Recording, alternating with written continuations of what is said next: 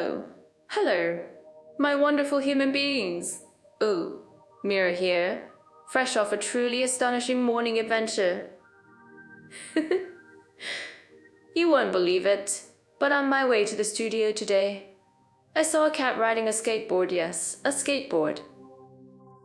I tried to film it for you guys, but then I tripped over my own shoelaces and somehow ended up with a street pretzel stuck to my hair.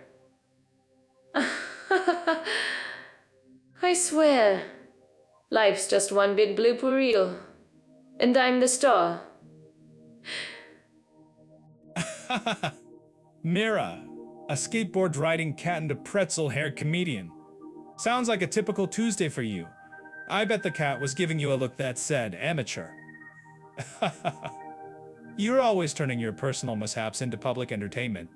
I, on the other hand, had a perfectly uneventful journey, which, let's be honest, is probably less exciting for you all to hear about. Still, for those of you who appreciate the quiet dignity of not having bakery items in your hair, welcome back. Oh, come on, Leo. Oops. You probably just spent your morning observing the precise angle of a barista's wrist while they poured your artisanal coffee. You're so focused on the tiny details that you miss the big, delicious pretzel moments of life. Wow. But speaking of amazing discoveries, we're about to take you on another incredible journey today. One that's designed to truly help you sort out some big questions. Indeed, Mira. While some of us prefer to observe life's absurdities from a safe, pretzel-free distance, we also understand that many of you are staring down significant life decisions. So, if you're out there, sipping your coffee, hopefully sans pretzel, and wondering about your next big move, this episode is your compass.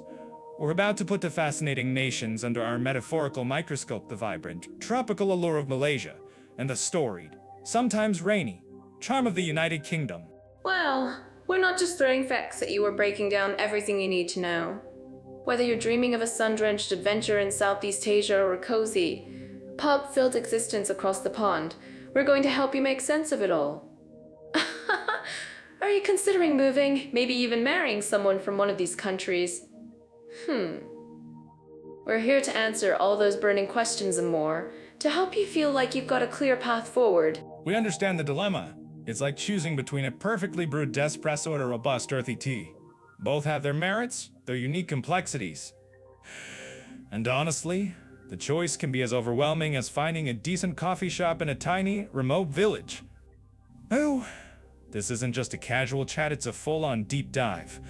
We'll explore everything from lifestyle and culture to the practicalities of daily living. We're talking about giving you the straight goods, so you won't have to wonder anymore. Exactly. Leo. This podcast is your ultimate guide, filled with fresh perspectives and maybe even a few unexpected giggles.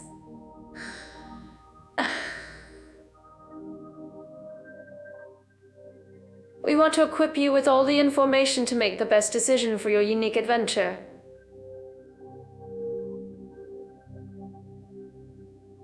And remember, for more in-depth travel planning and insights,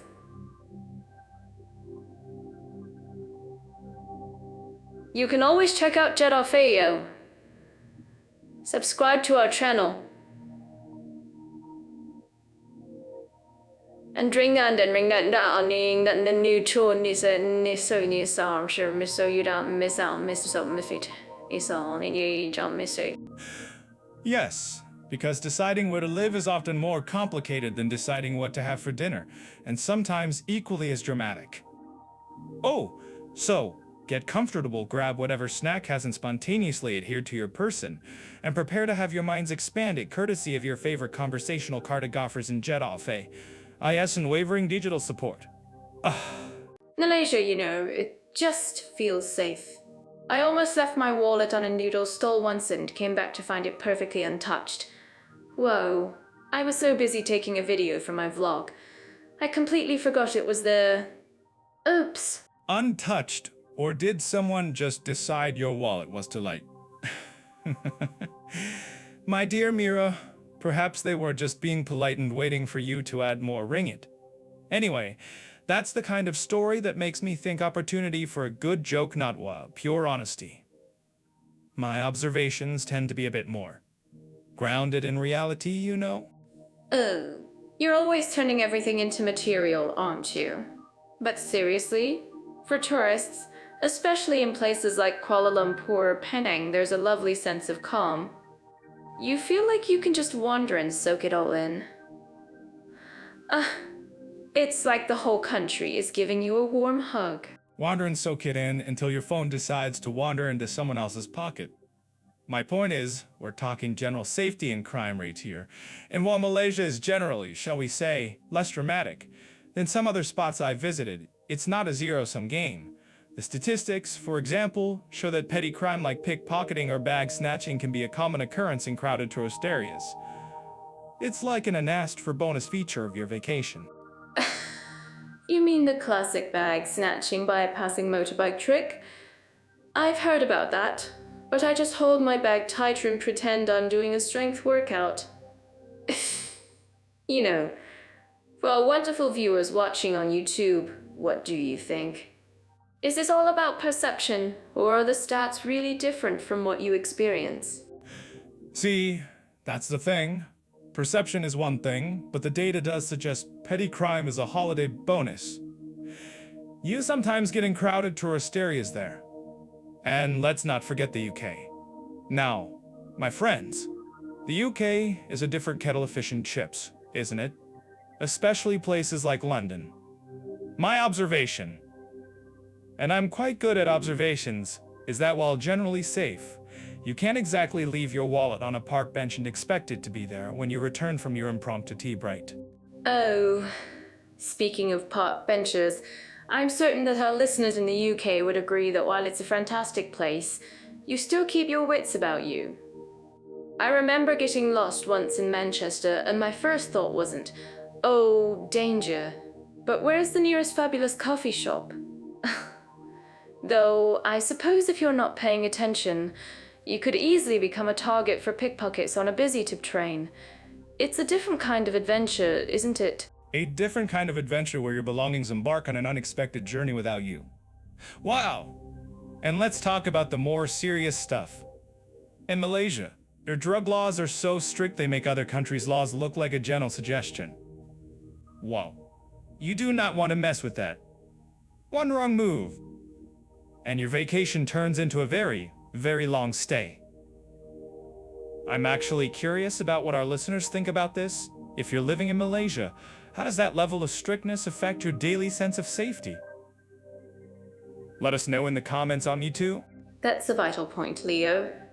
The deterrent effect of such strictness can't be understated. Ouch. But it also means you have to be incredibly careful about everything, even what you're carrying. Shifting gears to the UK again, while you don't have those intense drug laws, you do hear more about things like knife crime in certain urban areas. It's not something tourists typically encounter, but it's part of the general crime landscape, isn't it? Indeed. It's a sad reality in some areas, particularly in London, where the news often highlights such issues. My sharp-eyed observations confirm it's a concern for locals, though tourists are rarely targeted directly. But then again, if you're just visiting, you're usually in the well-patrolled, brightly lit spots. And if you're worried about online scams, whether you're in Malaysia or the UK, that's a universal be careful sign.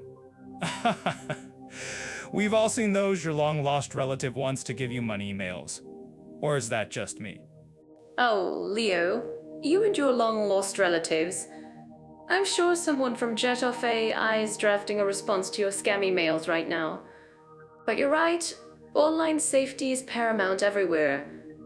So, to wrap up this fascinating comparison on safety, both countries have their charms and their challenges. Malaysia feels generally relaxed, but you still need common sense, especially regarding your belongings and the law. The UK is similar, though perhaps with a more bustling city caution vibe. It's about being aware, not afraid, right? Precisely, Mira. It's not about being afraid, it's about being smart afraid. The kind where you keep your wits about you but still manage to enjoy your amazing street food. Ah. Just don't let your amazing street food accidentally become a bag snatching incident.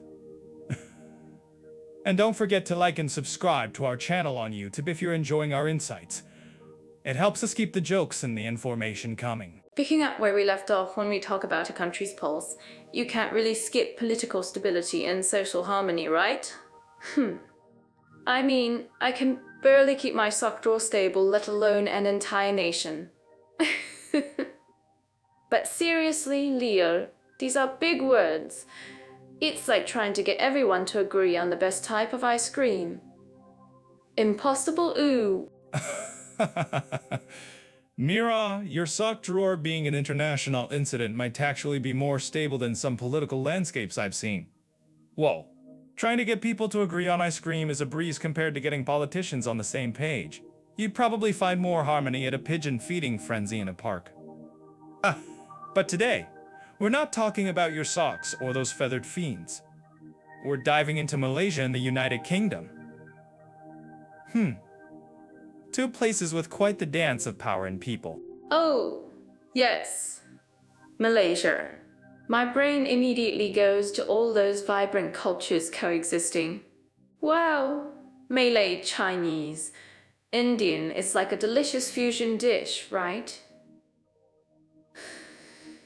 They have a constitutional monarchy, which always sounds very grand, like a fancy teapot. I mean, trying to juggle all those identities. I'm certain that our listeners living in Malaysia would agree, but they seem to find a rhythm. Yeah, a rhythm with a few interesting drum solos, Mira. Aha!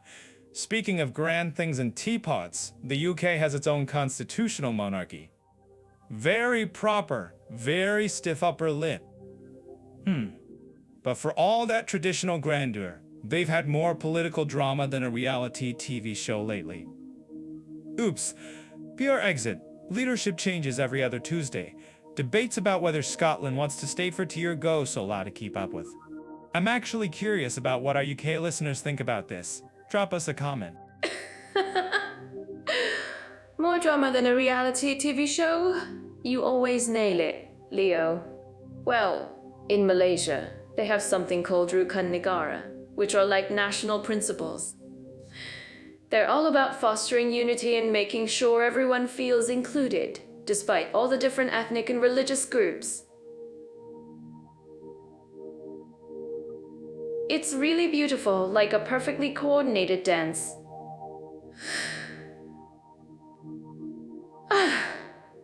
Imagine if every country had a Rukun Negara for not arguing about the last slice of pizza. If that existed, I'd move there tomorrow, Mira. Wow, the UK for its part is a patchwork of cultures too. London alone is like a miniature world map. Generally, people get along, but you still hear whispers about social divides or regional tensions. It's not always a harmonious symphony, sometimes it's more like different bands playing in the same park, each with their own fans. And they're all very polite about it. Sometimes too polite. Oh, the polite awkwardness. That's a good one. I think both countries show that stability isn't just about politicians agreeing, but about everyday people figuring things out. Malaysia sometimes sees shifts in its government, but these usually happen without major turmoil. It's like the country is saying, okay, new playlist, same dance floor. Exactly. And the UK, for all its long-standing institutions, has shown that even the most established systems can feel a bit wobbly when big decisions are made. Like that whole leave or stay business. Well, it definitely impacts the global perception of their stability. For anyone planning a move, I always say, research how many times they've changed prime ministers in the last 5 years. It's an interesting metric. And while you're at it, don't forget to like this video on YouTube if you're enjoying our insightful banter. Good point, Leo. A changing of the guard is one thing, but a changing of the entire and every album cycle, that's commitment.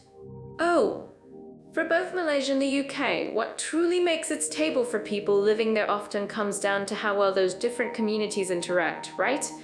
It's that unspoken agreement to share the same space, even if your neighbor plays their music a little too loud. If you have personal stories about this, whether you're in Malaysia or the UK, please share them in the comments below. Absolutely, your stories make this all real for us.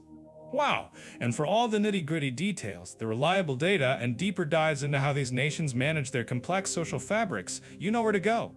For more insights like this, don't forget to check out Jet Off AI. They got the info you need to make sense of it all. While both Malaysia and the UK navigate their unique political currents and diverse populations, it's clear they each find their own way to keep the ship sailing. Sometimes with a little wobble. And speaking of amazing adventures, let's dive into something that truly shapes our journeys: the economic conditions and cost of living in Malaysia and the United Kingdom. I mean, who doesn't love a good budget chart, right? Since you can practically eat like royalty on a street food budget. I once had a feast on talking 5 different dishes and a fresh juice for what would barely buy me a fancy coffee back home. Wow, it's like your wallet breathes a sigh of relief. Oh, Mira, you make it sound like Malaysia is handing out money on street corners. My wallet usually sighs a sigh of terror when I glance at the prices in the United Kingdom. Seriously, I once paid what felt like a small fortune for a single pint in London, and it wasn't even a special pint. It wasn't even a special pint. Oops, it made me question my life choices. Ouch. It's like they've slapped an extra tax on everything. It's like they've slapped an extra tax on everything. The UK's economy is robust. Sure, finance, tech, big industries, but the cost of living. Oh, Leo, you and your pints. But that's exactly it. The contrast is real. In Malaysia, even in Kuala Lumpur, you can find really decent apartments for a fraction of what you'd pay in, say, Manchester, let alone London. My friend moved there for work, and she was sending me pictures of her spacious condo with a pool. And I'm thinking, is this a holiday resort or your actual home? Well, it really makes you rethink what's possible with an expat salary there. It's not just about what you earn, but what that money buys you. What it buys you, Mira, is usually a shoebox in London for the price of a small castle in, well, almost anywhere else. And don't even get me started on transport. That tube fare adds up faster than my stand-up jokes on a good night. Tube started on jokes on a good night. The job market in the UK is vibrant, definitely, especially if you're in specialized fields, but you need a seriously competitive salary to genuinely enjoy a high quality of life. Otherwise, you're constantly doing mental gymnastics trying to figure out if that avocado toast day on. Well, speaking of bank statements, that's where Malaysia really shines for many, particularly if you're coming from a country with a stronger currency. Your purchasing power stretches so much further. Groceries are affordable, local transport is cheap, and you can enjoy things like dining out or even a weekend getaway without feeling like you've just emptied your savings. It's a growing economy, constantly developing, and for expats, it often translates to a comfortable lifestyle where you're not just surviving, but actually thriving. So, I think Ellie can conquer that. Slightly bruised apple from a London supermarket. It's a compelling argument, Mira. But let's be fair. The UK offers a different kind of economic stability, deeply integrated into the global market. You have established career paths, strong legal frameworks, and a certain level of predictability, even with the high costs. I'm going to put a picture of my ridiculous coffee receipt on our YouTube channel when this epi. Oh, for some level of Peking cost more than a meal. Oh, you absolutely have to. And I'll post a picture of my amazing Malaysian street food haul to really rub it in.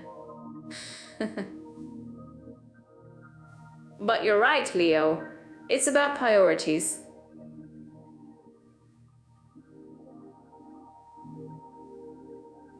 For someone prioritizing career progression in a global financial hub and willing to make the sacrifices,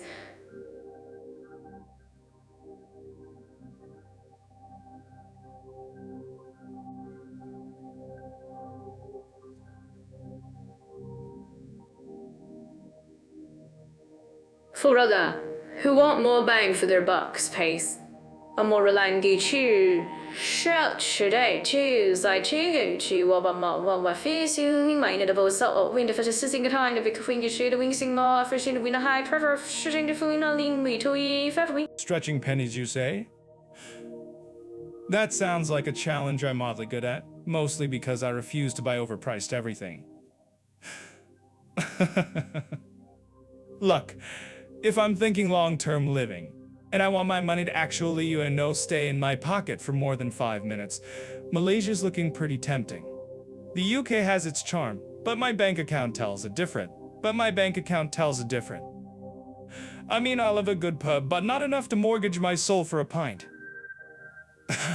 I think for many expats, understanding these underlying economic currents is crucial. Exactly. And ultimately, it boils down to individual lifestyle and financial goals. Wow. Both countries offer unique economic experiences, but knowing what you're stepping into can save you a lot of headaches and a lot of money. So, if you're out there planning your next big move, take a moment to look up job markets and average expenses. Don't just follow the glamorous Instagram posts. Do your homework. And if you find a country where everything is cheap and the weather is perfect, please, for the love of all that is good, share it in the comments on YouTube. We absolutely will, Mira. We're always looking for new material. And speaking of new material, I think we've given our listeners enough to ponder on the economic front. It's a complex dance between earning and spending, isn't it?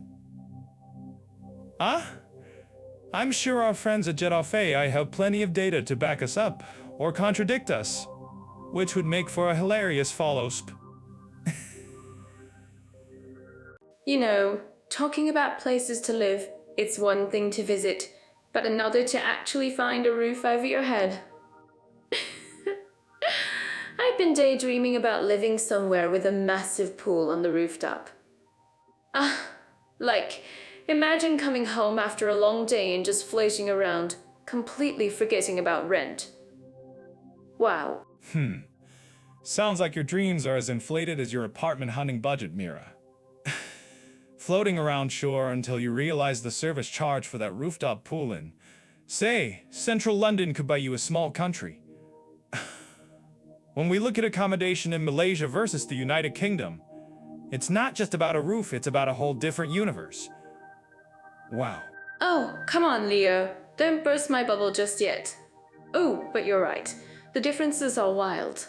In Malaysia, especially places like Kuala Lumpur, you can snag some pretty sweet deals. Wow. I've seen modern high-rise condos with all the bells and whistles, gym, pool, security, sometimes even a mini-mart, for what you'd pay for a tiny, well, let's just say charming shoebox in a major UK city. Charming is British for so small you can cook dinner from your bed. My friend, a content creator, recently moved to KL. He got a huge, fully furnished apartment with a view that could be on a postcard for less than what he was paying for a single room in a shared house in Manchester. The sheer scale of modern amenities you get in Malaysia's urban centers like Kuala Lumpur is genuinely impressive. You're talking about space that's almost unimaginable in the UK, especially for the price. Right? And the quality is often so new and sleek. Oh, it's like they're constantly building these sparkling towers. You walk in, and everything just feels fresh, Ah, I'm certain that our listeners living in Malaysia would agree with me when I say the value for money in living. You get a lot of bang for your buck, even if it's a rental. If you think this is wrong, please let us know in the comments on YouTube. While Malaysian city living might feel like stepping into a sci-fi movie with all the shiny new towers, the UK is more like a historical documentary. You're either getting a wonderfully wonky Victorian-era house with character, and drafts, or a new build that makes you question if architects are getting paid by the square inch. And the price is ouch. A decent one-bedroom flat in London can set you back more than a luxury condo, with a private elevator in KO. Whoa, you're not kidding. I remember looking at flat rentals in Edinburgh once. I saw one that was described as cozy, and it literally meant I could touch all four walls from the center of the room. My inner child froze at 18 when I realized how much I'd have to pay to live in a cupboard. Oops. But seriously, the UK does have a unique charm, especially with its older, more traditional homes. Exposed brick tiny gardens, if you can afford it. Exactly. They have character, which, in real estate speak, often means the plumbing is older than your granddad, and the heating bill will make you weep. Especially in major cities, is a whole different beast. It's fiercely competitive, requiring multiple viewings, bidding wars, and enough paperwork to start a small forest fire. Aha! You also need to factor in council tax, utility bills that are higher, and sometimes, even paying for parking permits. Oh, speaking of costs, one thing I'm actually curious about is what our listeners think about heating bills in the UK versus cooling bills in Malaysia. You're swapping one extreme for another, right? I bet it balances out in some weird, cosmic way. You can check out more details and tips for managing these costs on Jet.ai, by the way. It's a great resource for expats.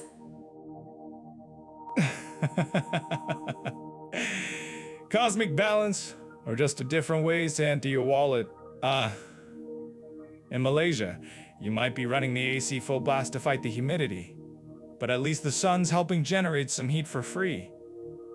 In the UK, you're constantly battling the elements. Wow, my experience is that getting a modern, well-insulated place in the UK is a lottery ticket, not a standard. If you're lucky enough to find one, you'll still pay a premium. It sounds like in Malaysia, you're investing in comfort and space, while in the UK, you're often paying a premium for location and history, even if it means less space. Whoa, I suppose it really depends on what kind of lifestyle you're after, doesn't it? Whether you want a gleaming condo with a sky pool or a quaint cottage with a wonky roof and a ghost door too. Precisely. If you're a creature of tropical comfort and modern conveniences, Malaysia offers a fantastic residential experience. Oh, if you thrive on history, a certain architectural aesthetic, and don't mind a smaller footprint with the accompanying higher costs, then the UK might call your name. Just don't expect a ballroom for your rent in London, unless you're renting a cupboard under the stairs that once belonged to a very famous wizard. Okay, so from delicious street food, we're now diving into something that's, well, let's just say less delicious paperwork. I swear, sometimes filling out forms feels like trying to solve a Rubik's Cube blindfolded. Well, today, we're tackling the thrilling world of visas, immigration, and official procedures for Malaysia and the United Kingdom. Glamour? Mira? Really? More like Gloomhour, if you ask me. Paperwork is where dreams go to die, or at least get stapled into oblivion. I once spent an entire afternoon trying to figure out a form, only to realize I'd been filling out a dog license application. Oops. Anyway, let's unpack Malaysia first, shall we? Dog license. That's a classic, Leo.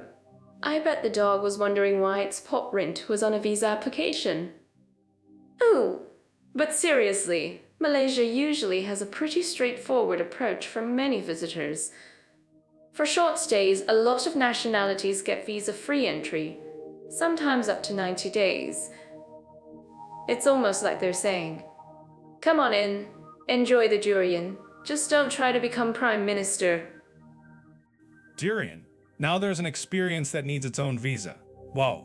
Speaking of official processes for longer stays or work in Malaysia, it's a different kettle of fish. You're looking at things like the employment pass or residence pass talent. The procedures are pretty clear on paper, but in practice, you'll need an employer to sponsor you. It's less about your charming smile and more about their legal department's efficiency. I'm certain our listeners living in Malaysia would agree that sponsorship is the golden ticket. Oh, absolutely. Absolutely. Oh, absolutely. Sponsorship. The actual process can feel a bit like a treasure hunt, right? Gather this document, get that stamp, translate this, notarize that.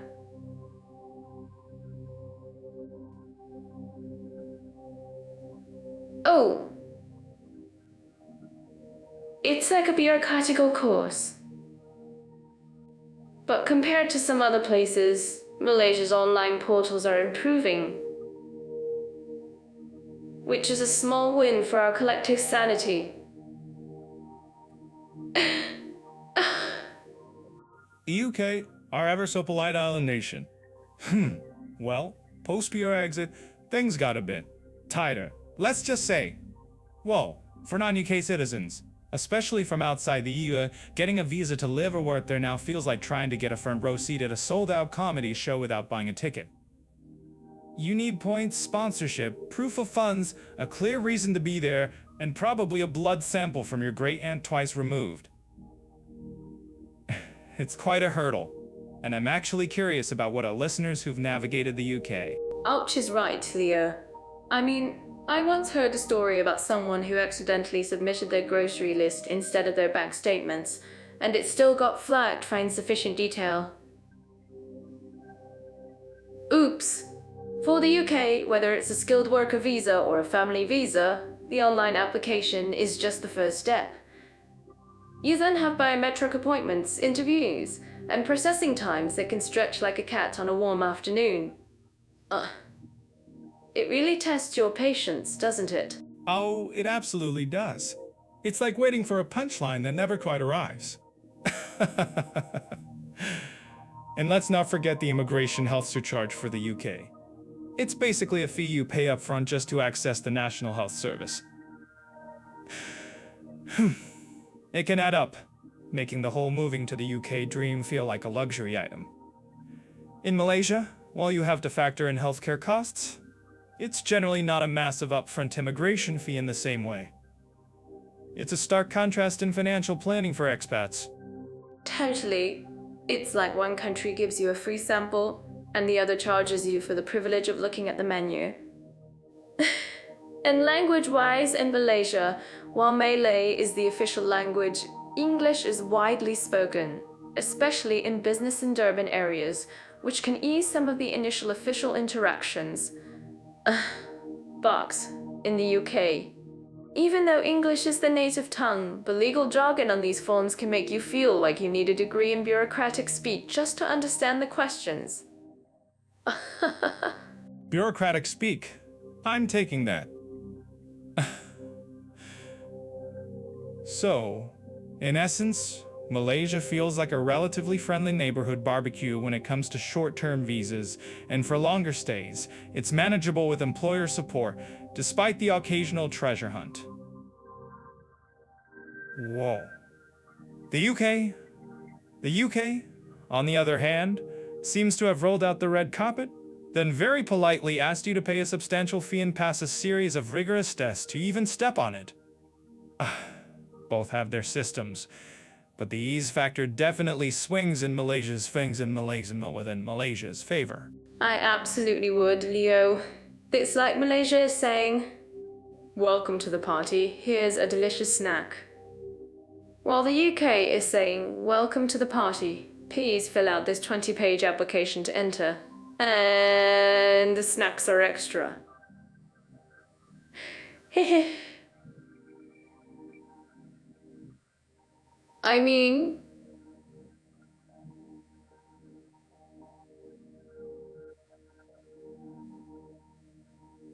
If you think this is wrong, please let us navigate in these systems.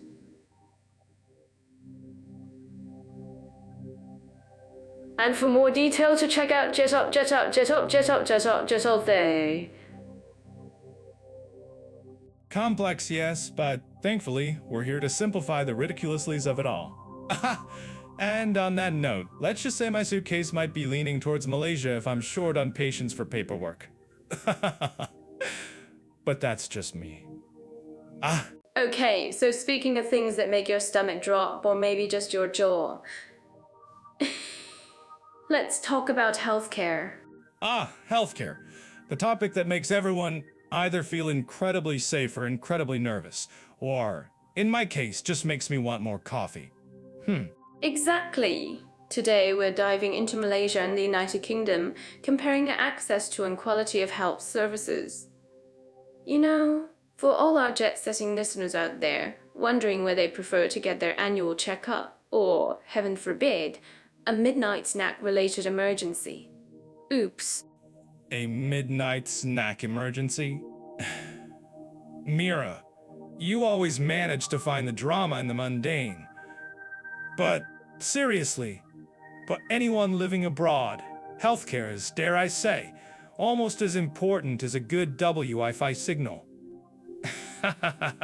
Absolutely, Leah. I mean, imagine being in a new country, feeling a bit under the weather, and then realizing you have no idea how to see a doctor. That's a plot twist nobody wants in their travel memoir. No kidding.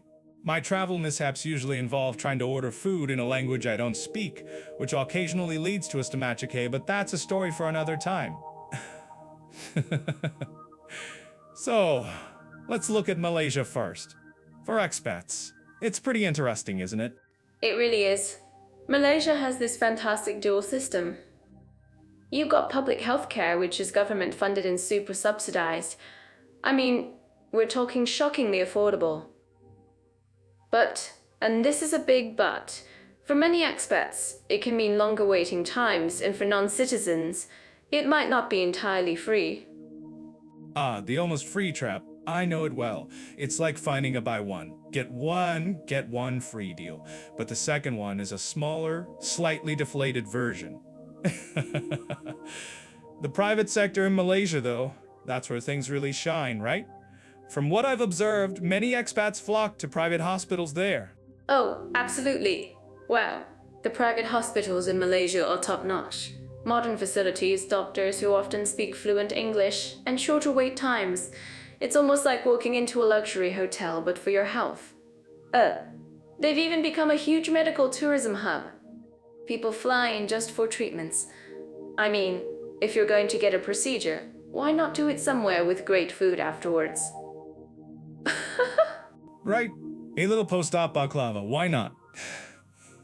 But that luxury comes with a price tag, of course.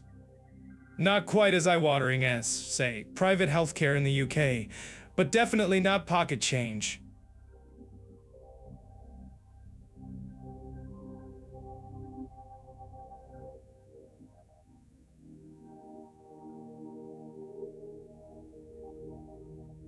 Precisely. It's almost non-negotiable if you want that seamless, high-quality experience.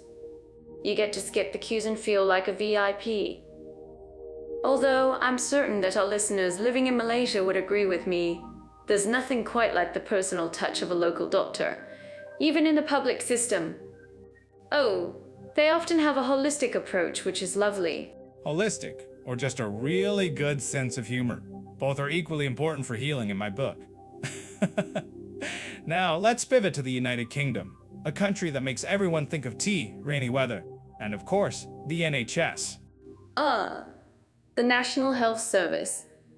A truly monumental institution, free at the point of use for residents. It's a source of immense national pride, and for good reason. Most expats living in the UK for over 6 months get access to the NHS after paying an immigration help surcharge, which is essentially a prepaid healthcare fee. It's like a VIP pass, but for universal care. A VIP pass. That sometimes comes with a very, very long key to get in. I mean, the quality of care in the NHS is by and large excellent, but the wait times are legendary. If you need a specialist appointment, you might be waiting longer than it takes me to finish my first cup of coffee in the morning. Ouch. You're not wrong, Leo. Sometimes it feels like you book an appointment and then get a reminder for it 5 years later. But the care you do receive, especially in emergencies, is phenomenal. And the GP, your general practitioner, is your first port of call for everything. They're like the gatekeepers to the entire system.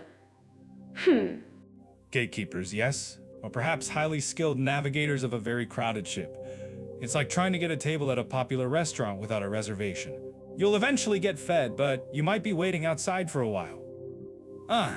For those who can't stomach the wait, private healthcare is an option in the UK, but it's significantly more expensive than in Malaysia. Much more expensive.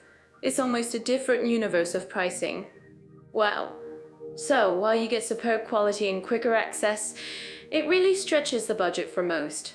This is where private health insurance comes in again, but it's a hefty premium in the UK. I'm actually curious about what our listeners think about this.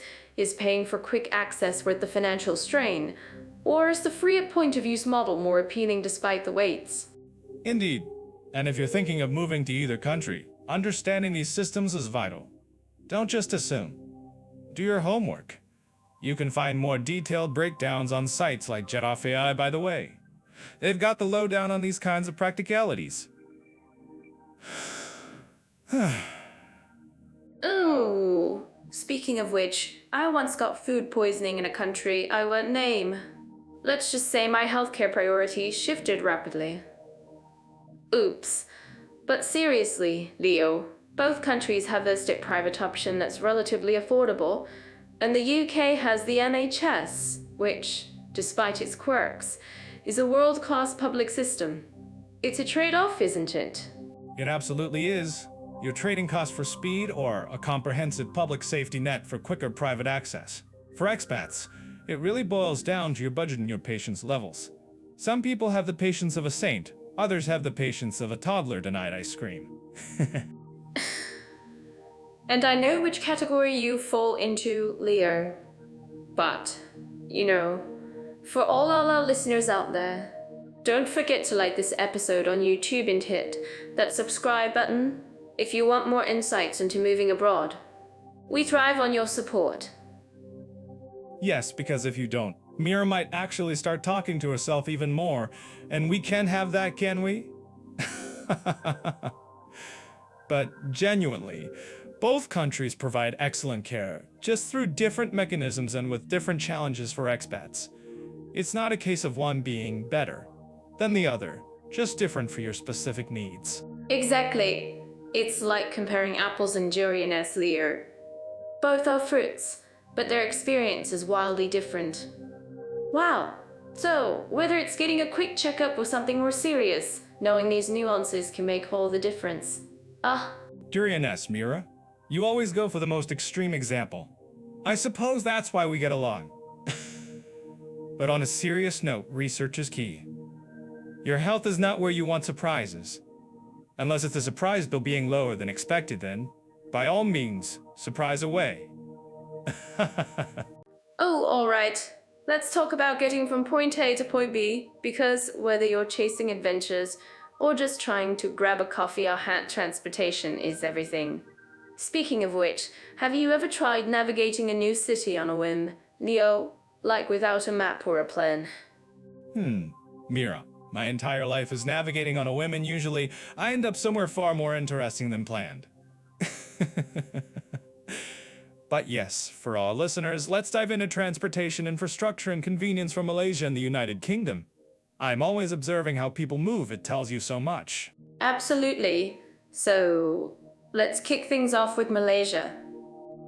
Wow, When I think of Kuala Lumpur, I picture those sleek, modern trains, the LRT, MRT, and the monorail, all zipping around. It's like a futuristic dance, getting you across the city so smoothly.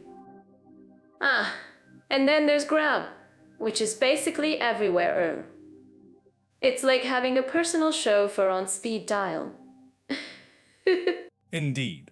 While KL's public transit is surprisingly efficient, especially compared to some sprawling Asian cities, it still feels like a carefully choreographed ballet during rush hour.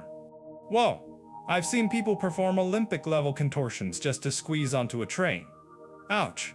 For anyone watching on YouTube, imagine a sardine can suddenly developing self-awareness and trying to get to a meeting. Right, the highways are impressive, but oh, the city traffic hoops. I swear, sometimes it feels like every car in Malaysia decides to go on an adventure at the exact same moment. I bet our listeners in Kuala Lumpur relate to this traffic chaos. What do you all think about that? Tell us below. Oh, on the other hand, then you have islands like Penang with their charming ferries. It's a whole different pace. True. The ferry in Penang is less about speed and more about the journey and the occasional chicken trying to sneak into your carry-on. Moving to the United Kingdom, wow, the first thing everyone thinks of is the London Underground, or the Tube as the locals affectionately call it. It's a marvel of engineering and history, but also it's a metal box hurtling through the dark with questionable air quality. The Tube, it's iconic. It's like stepping into a historical time machine. But instead of dinosaurs, you get a rush of people trying to get to work. I remember trying to figure out which line was which, and I swear the map looked like a ball of colorful spaghetti that had been dropped and then somehow became a functional network. Functional, yes. If you don't mind the occasional signal failure or a driver apologizing for minor delays as if they're personally responsible for the space-time continuum. It's part of the charm, or so they say. The National Rail Network is extensive, connecting cities, but often with the price tag of a small luxury car. Ouch! I've heard more announcements about train delays than I've heard actual train arrivals. Whoa! Anyone using Jet-Off-A to plan a UK trip? Factor in extra time and perhaps a good book. Oh, I love that, a good book for the journey. But hey, the double-decker buses in London, they're amazing. Wow. It's like getting a free sightseeing tour while you're just commuting. I loved sitting on the top deck and feeling like I was floating above the city. Oh, they're less speedy, sure, but so charming. Charming indeed, especially when you're stuck in traffic behind one. Spain's efficient high-speed trains, for example, seem like a distant dream when you're chugging along to Manchester. The motorways are generally well maintained, but the sheer volume of traffic, particularly around major cities, can turn a simple darter into a multi-hour staring contest with taillights. I can picture that. Just Leo silently judging cars from his window. Both countries have their transport quirks and triumphs. What about cycling, though? In the UK, especially in cities like London, there's a real push for cycling, right, too? Yes, the UK is certainly improving its cycling infrastructure, but I've also seen more cyclists than I can count bravely battling buses and taxis for lane space. Whoa, it's not for the faint of heart or those attached to their kneecaps. Too diverse transport, but with a dash of urban warrior spirit. For more detailed reviews, check out Jet-Off-A. Ask travel guides. Malaysia offers a modern, developing transit system with a ride-sharing superpower, while the UK has its historical tube and extensive rail, often with a side of witty, apologetic announcements. If you've got a better transit hack for either country, drop a comment on YouTube. We'd love to hear your secrets to navigating the world's arteries. Speaking of navigating new places, let's look at language barriers, the ease of communication in Malaysia and the United Kingdom. Wow, I imagine both have their own quirky ways of chatting. Ooh. Quirky ways? You bet. In Malaysia, you've got Malay, which is the official language, but then you've got English everywhere too, a remnant of a certain empire. It's like a linguistic buffet if that buffet of Mandarin Tamil, and a sprinkle of indigenous languages. Aha! My brain just went. Oh, shiny new words. Oh, I'd probably jump in trying to learn a new phrase every 5 minutes. Imagine trying to order a coffee and accidentally asking for a giraffe. I'm certain our listeners in Malaysia have some hilarious stories about language mix-ups. But really, how easy is it to get by with just English? In cities like Kuala Lumpur, you'd be absolutely fine with English, Mira. It's widely used in business education, and especially tourism. But then you encounter Manglish, which is Malaysian English, and suddenly you're hearing things like LH at the end of every sentence. It's like English put on a really cool, laid-back beach shirt and decided to chill out. Wow. That's adorable. I can already picture myself adding LAH to everything. Coffee LAH. I love this podcast LAH. Oops. My inner man Glish has awakened. What about the UK then, Mr. Observational? English is English, right? Or is there a secret code only Brits understand? Secret code? You could say that LH. UK has English, obviously, but then they throw in about 50 different accents and dialects, all designed to keep you on your toes. Whoa. You go from a crisp BBC accent to suddenly wondering if someone's speaking an entirely different language in Glasgow or Liverpool. Oh, it's like going from a gentle stream to a raging river in about 30 miles. I was just about to ask that. I can totally imagine the confusion. You think you've mastered English, then someone from, say, Newcastle, starts talking, and you're like, wait, is this even English? It's like a comedy sketch waiting to happen. How do expats or visitors usually handle that linguistic obstacle course? Well, most just muddle through.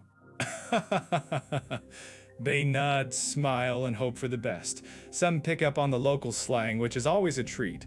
For example, in London, you might hear mind the gap, but in the north, it could be watch your step, pet. It's less of a language barrier and more of an accent Everest. You just have to scale it with patience and, ideally, a strong cup of coffee. Speaking of which, I'm certain our friends on Jet Off I can find flight deals to practice both their Manglish and their Geordie. I bet. Mind the gap, pet. LAH.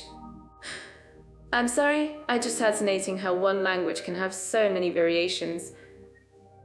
In Malaysia, do people generally appreciate it if you try to speak Malay, even if it's just a few words? Oh, absolutely. Oh, just like anywhere, making an effort goes a long way. Terra Makasa for thank you, or APA Cabra for how are you will earn you smiles and likely better service. It's a sign of respect. Contrast that with the UK, where trying to speak English is, well, expected. But try to mimic a regional accent, and you might get a few raised eyebrows. Oops. Or a hearty laugh, depending on how bad you are.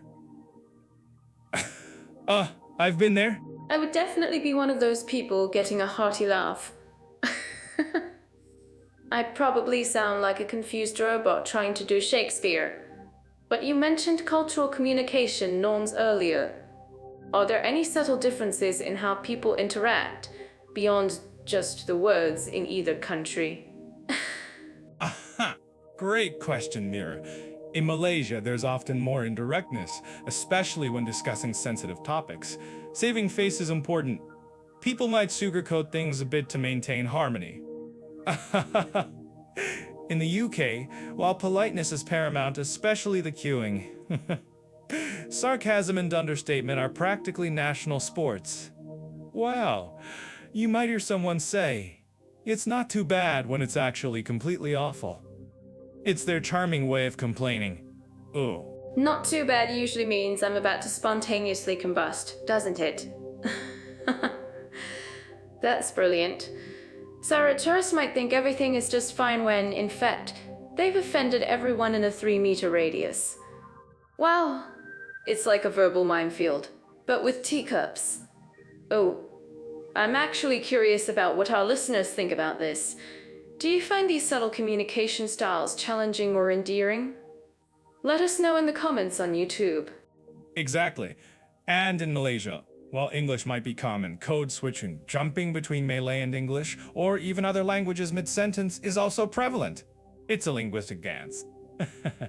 You might start a sentence in English and finish it in Malay without even realizing. Wow. It shows the incredible adaptability of the speakers. That's incredible. So it's not just about knowing the language, but understanding how it's spoken within the culture. From Loy, just to not to badass. It seems both Malaysia and the UK offer unique, fascinating linguistic journeys. Well, speaking of blending things, Leo, let's look at how two fascinating countries, Malaysia and the United Kingdom, blend their people and cultures. Oh, sometimes I feel like cultural diversity is like a giant, delicious buffet, and these two countries are serving up some amazing dishes. What do you think? Is Malaysia a triple layer cake? Or more of a stir fry? A stir fry. Definitely a stir fry, Mira. Whoa, and probably one where the ingredients have had some intense discussions on how much spice to add. You've got Malays, Chinese, Indians, indigenous groups all in one place. It's like a perpetual group project, isn't it? I imagine the government meetings are just endless debates over whose national holiday needs a bigger parade. I'm certain that our listeners living in Malaysia would agree with me. It's a vibrant, sometimes chaotic mix. Chaos is just another word for exciting. Yo.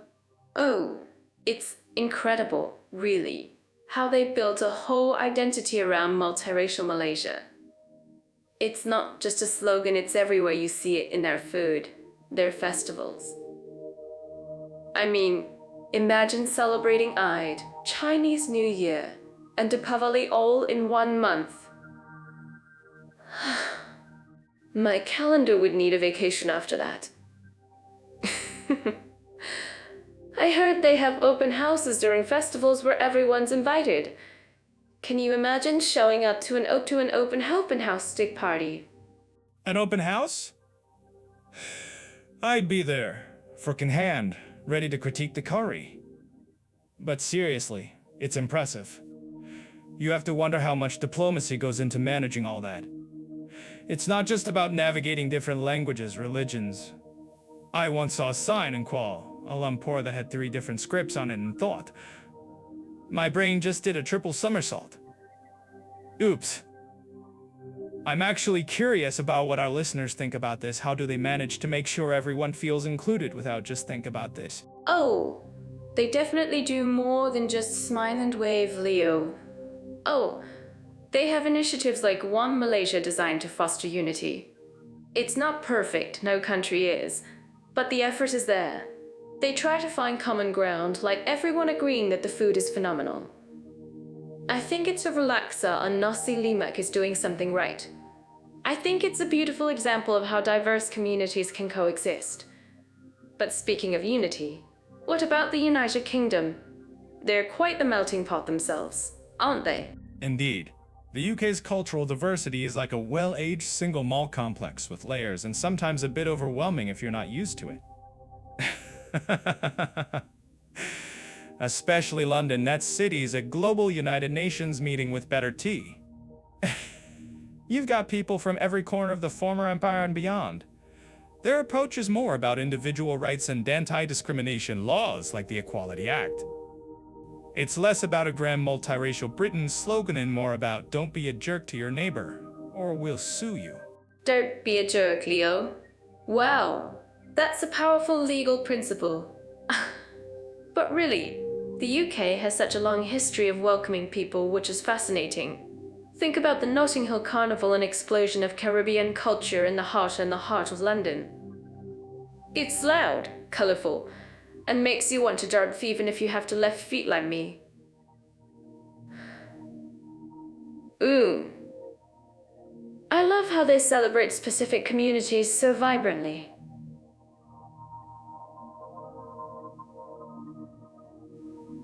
You can wander through different boroughs and feel like you've hopped continents. My most memorable. My most memorable? It's less about a single event and more about the quiet everyday contradictions.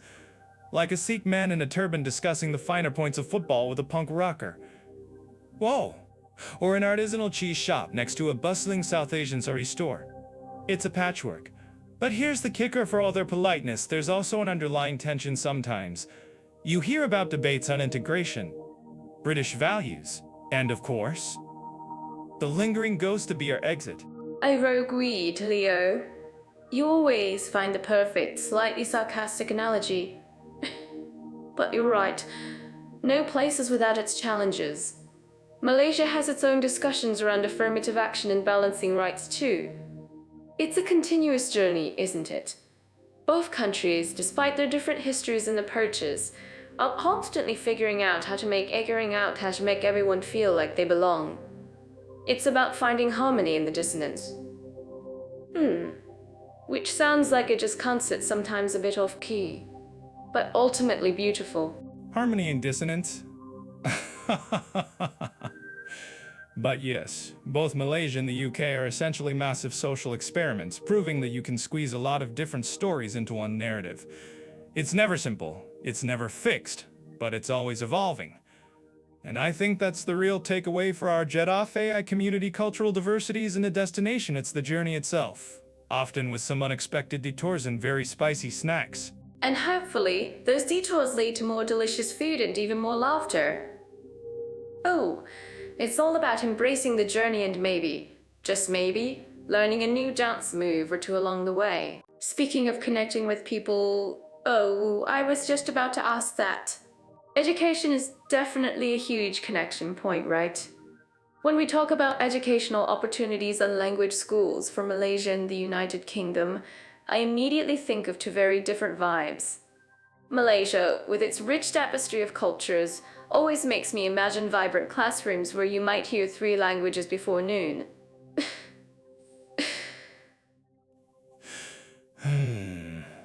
I can actually imagine the algebra mirror. Though I'm certain that our listeners in the UK wouldn't mind a bit more durian in their academic diet. Oh, when it comes to education, the UK is like that stern, old professor with a prestigious degree, always on point, highly respected, and probably quite expensive. You've got your ancient universities, your Oxford, your Cambridge, they're selling an experience, sometimes a very chillins. Wow. Oh, the chilly, rainy experience does sound authentically British. But wait, when we consider Malaysia, it's fascinating because of that Commonwealth connection. You still see a strong British influence in their education system, especially with English being so widely used. It's like a little piece of the UK, but with better weather and way spicier food. Oh, and let's not forget the sheer affordability for internal students. I mean, you can probably fund a whole semester in Malaysia for the cost of one particularly fancy tea party in London. You're right, the historical ties that make Malaysia an intriguing option. It's like the UK's slightly eccentric cousin who decided to move somewhere warm and learn a few new languages. But let's be real, the UK's prestige is a different beast entirely. It's where you go if you want to tell people, I studied at a place older than my country. Oh, it's not just about getting a degree, it's about the global network. Oh, it's not just about getting a D, it's an ancient. Oh, the research opportunities and having debates in ancient. Ow! Cockney cab driver, that spoiled the specific language school experience. I'm actually curious about what our listeners think about this. Do you guys prefer the ancient, or Panel-Drew or the during diagrammed algebra class? Let us know in the comments when we upload this to YouTube. Ooh, on the flip side, Malaysia also offers incredible language immersion, not just for English, but for Malay, Mandarin, or even Tamil. It's linguistic buffet. Oops. I'd say that haggling skill is probably more valuable than some of the more esoteric British degrees, to be honest. But, seriously, while Malaysia offers that multicultural language immersion, the sheer volume and quality of dedicated English language programs in the UK are hard to beat. Whoa. From my ELTS prep to business English, take that beverage if you please. Whoa. Who talks like that? Who talks like that?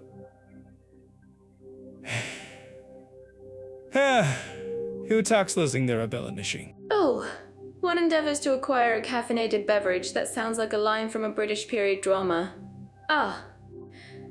It reminds me of the time I tried to order coffee in Paris using what I thought was perfect French, and the barista looked at me like I'd just asked for a pet unicorn. Oops. Anyway, going back to Malaysia, they've got some fantastic international schools often following British curricula here. It's a neat little circle, isn't there? It's a neat little circle, isn't it? It's all about recognizing what fits your brain's unique wiring. Indeed, Mira. It's about brain wiring and wallet sizing. The UK, with its world-renowned research and innovation, also has a higher price tag. Fees are significantly steeper and living cost, as our especially in big cities can make a student loan look like a small nation's GDP. Ouch. But then again, the return on investment can be huge. Oh, but then again, the return on investment can be huge. It's like buying a really expensive friendly approach to quality, a pronziki. Really expensive fancy versus a really good universal remote. You always have the perfect analogy, Rio. I think it really comes down to what you're looking for. Do you want that centuries-old tradition, potentially cold dorm rooms, and fancy key access? Or a more modern, diverse, and sunnier pathway to education that's kinder to your bank account, maybe with some Dorian algebra on the side? Ooh! Both offer quality, just in very different packages. And don't forget to like this video and subscribe, joiny. Absolutely. Don't be a stranger, folks. We always love hearing your thoughts. Whether you're considering a master's degree in London or a language course in Kuala Lumpur, both countries present distinct advantages. The UK offers that global prestige, an established academic environment, and highly specialized language training. Wow. Malaysia counters with multicultural learning, often more affordable options, and a vibrant environment where you can practice multiple languages daily. Speaking of our earlier chat, I'm thinking about how much a country's climate literally shapes everything. It's like the biggest, most influential personality trait a place can have. Today, we're looking at Malaysia and the United Kingdom and their very different weather moods. Weather moods, I like that, Mira. I'm imagining Malaysia as that perpetually cheerful friend who always wants to go to the beach, while the UK is the one who's constantly checking their phone for the forecast, mumbling, "Is it going to rain again?" Exactly. Whoa, Malaysia is basically a warm hug that never ends. Imagine constant sunshine, a gentle breeze if you're lucky. And then suddenly, a downpour that feels like the sky just decided to take a shower. It's tropical, equatorial hot and humid year-round. Yeah. Gentle breeze can sometimes mean sudden tropical storm where you're holding onto your umbrella for dear life. Oops, but you're right. The consistency is wild. I mean, 25 to 35 degrees Celsius basically every single day. If you like your weather to be predictable and consistently warm, Malaysia's your jam. Ooh. No, my kind of jam. No layers, just breezy fabrics and good vibes. But truly, For anyone thinking of visiting or moving, that kind of consistent warmth means a constant hum of air conditioning. You live from one air-conditioned bubble to the next. And then there's the UK. It's like the weather itself is ADHD. You can start your day with sunshine, then get caught in a drizzle by lunchtime, and finish with a chilling wind. People often say you can experience 4 seasons in one day there. You literally need to pack a scarf, sunglasses, and a rain jacket all in one small bag. Well, I can just picture you, Leo, trying to figure out which accessory to wear first. You'd probably just throw on all of them and make a sarcastic comment about British fashion. But it's true, the UK's temperate oceanic climate is influenced by the Atlantic, always keeping things mild, but rarely predictable. Mild, yes, but often gray. Their summers when they decide to show up are often what most other countries would call a pleasant spring day. We're talking 15 to 22 degrees Celsius maybe. And the winters? They're damp and chilly, not bone-numbing, but that dampness just gets into your soul. I'm certain that our listeners living in the UK have a few choice words about the endless drizzle. Well, I'm actually curious about what our listeners think about this. Do you find the UK's mild winters charming, or do you secretly wish for some Malaysian heat? Drop a comment below on YouTube. Oh, excellent point, Mira. Speaking of rainfall, Malaysia has its monsoons northeast from October to March, affecting the east coast, and southwest from May to September, hitting the west coast. It's not just rain, it's often heavy, thundering tropical downpours. You learn to embrace it, or you stay indoors. You know, I once tried to plan a rainproof outfit in Malaysia. Oops. It involved a giant poncho and flip-flops. I looked ridiculous, but I was dry-ish. What about the UK's rain? Is it more of a gentle persuasion? Gentle persuasion is a good way to put it. The UK's rainfall is pretty evenly distributed throughout the year, with the west generally wetter than the east.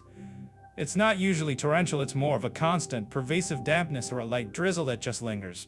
It's the kind of rain that makes you appreciate a good, warm cup of tea indoors.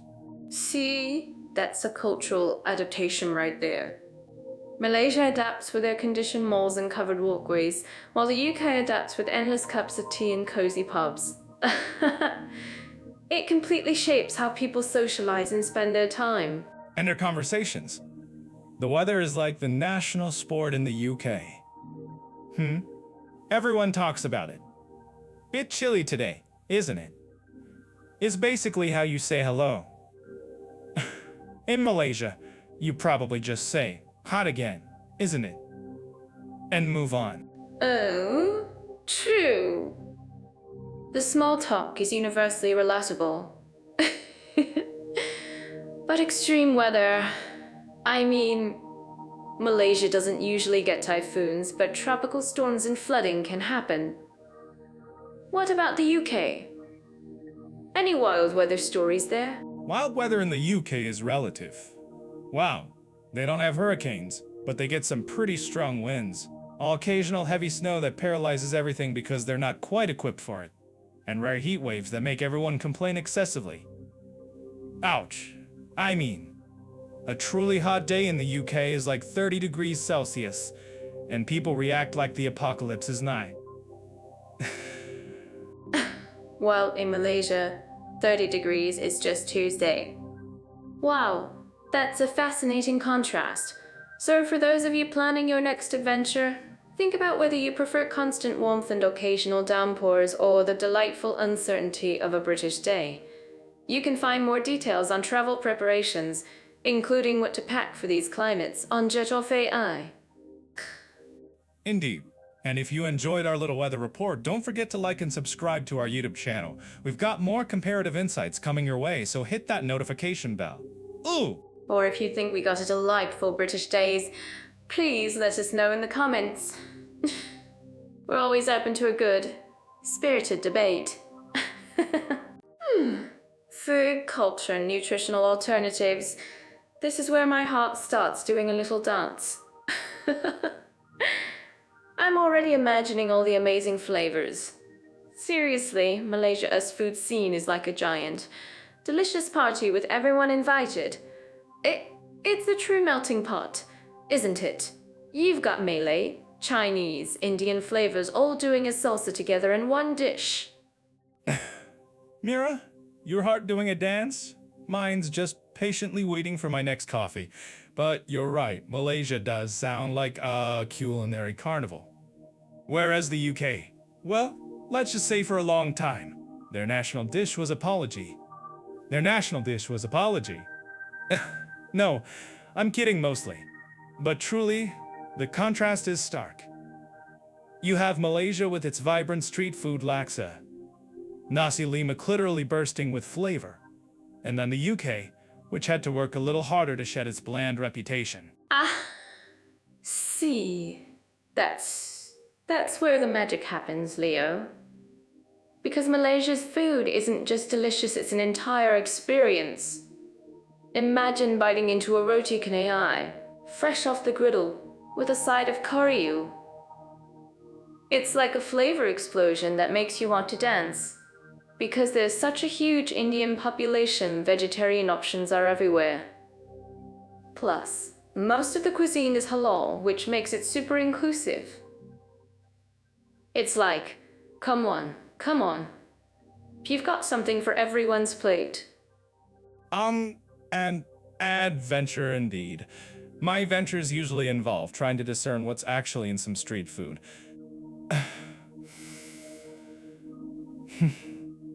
Speaking of adventure, the UK's food evolution is its own kind of saga. From fish and chips and the humble Sunday roast, which, let's be fair, is pretty solid comfort food, it's transformed into a global culinary hub.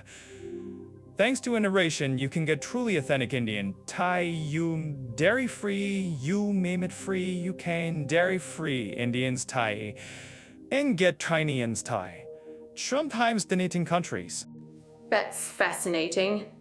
So, the UK went from boiled everything to we can cater to your every dietary whim. I just picture a little old lady in a village pub asking, "Do you have gluten-free Yorkshire puddings?" Whoa. It shows how much things have changed, though. But back to Malaysia. It naturally offers diverse dietary needs because of its cultural fabric.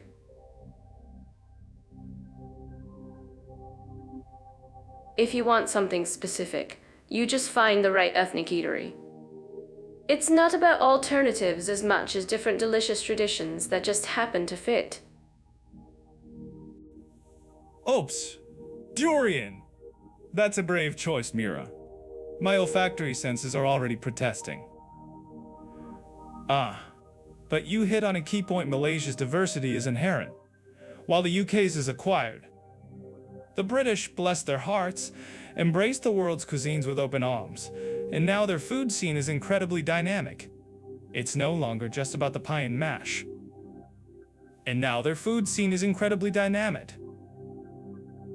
It's no longer just about the pie and mash. You've got Michelin-starred vegan restaurants, and every supermarket has entire sections dedicated to free-from products. That's a great tip, Leo. I mean, who wants to miss out on good food when traveling? Speaking of which, while the UK has excellent choices for specific nutritional needs, I wonder if it still has that charming pub grub vibe without feeling too processed. Because in Malaysia, even the simplest roadside stalls often use incredibly fresh ingredients. You're rewatching them chop the vegetables right there, or grilling satay over charcoal. Ooh. It's that raw, authentic connection to the food that's really special. Do you think that's something the UK has managed to retain, despite binary evolution? Good question. While Malaysia has that direct farm-to-walk feel, the UK has cleverly blended tradition with innovation. Many pubs, especially gastropubs, have elevated their menus. You can still get a hearty steak and dale pie, but it's often made with locally sourced ingredients. And they'll likely offer a plant-based burger that's genuinely delicious. Not just an afterthought. Wow, They've learned to adapt without losing the essence. It's less about boosting the essence. It's less about taking them a modern, healthier twist. So, both countries, in their own unique ways, have found paths to a vibrant and diverse food culture. It really shows how food can evolve, either through historical influences like in Malaysia, or through a conscious effort to embrace new trends and global flavors like in the UK. Oh, I just love how food connects us all. If you guys have a favorite Malaysian dish or a surprising UK culinary gem, don't forget to tell us in the comments on YouTube. We'd love to hear your recommendations. Alright, Leo, let's dive into some truly grand narratives now historical, cultural, and artistic values for Malaysia and the United Kingdom. Oh, when I think of Malaysia, my mind immediately jumps to a vibrant tapestry of cultures. Well, you've got Malay, Chinese, Indian, indigenous groups all contributing to this incredible mosaic. It's like a cultural potluck where everyone brings their best dish. A potluck indeed, Mira. And I'm certain the main course would involve copious amounts of spice knowing Malaysia. I picture a historical stew with colonial flavors, Portuguese, Dutch, and then the British, all leaving their architectural fingerprints. It's like they all took turns redecorating the house, isn't it? Each leaving a little souvenir behind. Speaking of souvenirs, they have these incredible traditional crafts like batik and songke, ET textiles, so beautiful you almost want to wear them to bed. Wow! And the performing arts Siler, traditional dances, it's also expressive. I once saw a video of a WAU kite, and it was so intricate, I thought an actual bird. Oh, I'm sure they would. Though I'd probably be more concerned about flying the kite into a power line than appreciating its artistry. Oops! Now, the United Kingdom, on the other hand, it's not exactly a melting pot in the same visible, daily street-level way. It's more like several distinct, ancient pots that have learned to share the same shelf.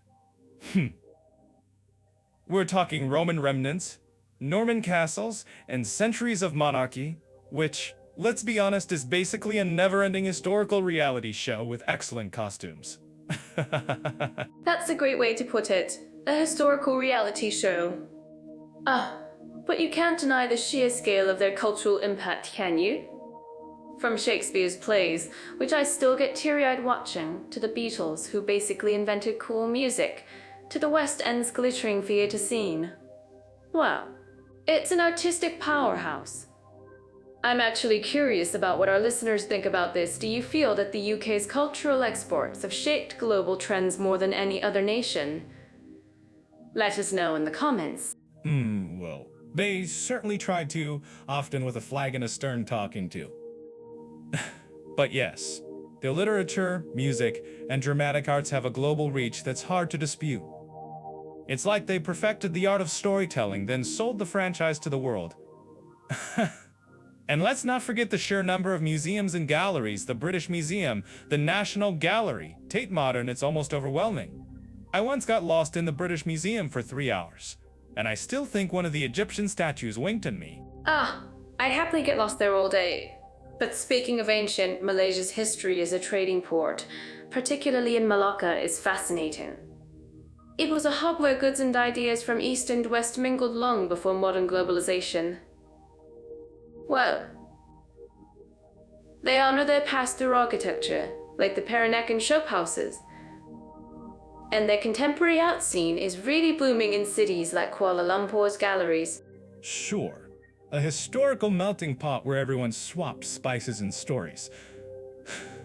While the UK was more about sailing off, acquiring said spices, and then writing very dramatic poems about it. Their historical landmarks are less about vibrant cultural fusion and more about monumental statements of power. Think Westminster Abbey, the Tower of London. It's less a come share your traditions vibe and more a don't mess with us sort of history. You can almost hear the trumpets. That's part of its charm, isn't it? Both countries, in their own unique ways, showcase how history shapes identity. Whether it's the multicultural dynamism of Malaysia or the layered, monarchical grandeur of the UK, they both remind us that every place has a story. And Getafe I loves uncovering stories like this, just as much as we do. It's all about discovering those hidden gems and big narratives. Indeed. And if you think this is wrong, please let us know in the comments, but bring historical evidence, not just your feelings, folks. Because while Mira might be swayed by a cheerful dance or a colorful textile, I'm here for the inconvenient truths and the dry wit. But seriously, the artistic output of both places is incredible. Malaysia's traditional dances and crafts versus the UK's global literary and musical legacies, it's not a competition, but an amazing display of human creativity. Exactly. It's like comparing a dazzling fireworks display to a deeply moving symphony. Both incredible, just different. So, whether you're drawn to the intricate designs of a Malaysian batik or the timeless prose of a British novel, there's no shortage of cultural nourishment. And just like we bring you fresh perspectives every episode, Getafe is always about helping you discover new horizons. Ooh, so we're talking natural beauty today. I just get so excited thinking about sprawling landscapes and secret coves. My brain's already drawing me a map to a hidden waterfall where I can do a silly dance. And what better places than Malaysia and the United Kingdom, right? They're like the totally different flavors of nature's ice cream. Wow. Ice cream, you say? I'm picturing a melting cone and then the sticky mess. Oops. But yes, Mira, our next topic delves into the natural beauties and landscapes of Malaysia and the United Kingdom. And just to set the record straight, if any of our listeners are picturing me climbing Mount Everest right now, you're wrong. My idea of mountaineering is reaching for the coffee maker on the top shelf. Oh, my first thought for Malaysia is always its incredible rainforests. Well, think Borneo's ancient trees, buzzing with life, and the orangutans swinging through the canopy. It's like stepping into a real-life Tarzan movie, but with better snacks, I hope. I imagine myself trying to talk to a monkey, probably getting ignored, then doing a little dance for it anyway. And those vibrant colors, Leo. It's like nature decided to throw a costume party and everyone's invited. You'd probably offer the orangutan a selfie stick. Oops, but you're right. The biodiversity in places like Malaysia and Borneo is truly astonishing. The Mulu Caves alone are a marvel, with formations so vast you feel tiny, like a misplaced coffee bean in a giant grinder. Whoa. And of course, Mount Tanabula in Sabah, towering over everything. It's so imposing I bet even the clouds try to give it a wide berth. I'm certain our listeners who've braved that climb would agree. Speaking of imposing, then you have the UK, which is, well, green. Not quite the same kind of vibrant as a rainforest, but it has its own charm. The rolling hills of the Cotswold, or the tranquil Lake District, for instance.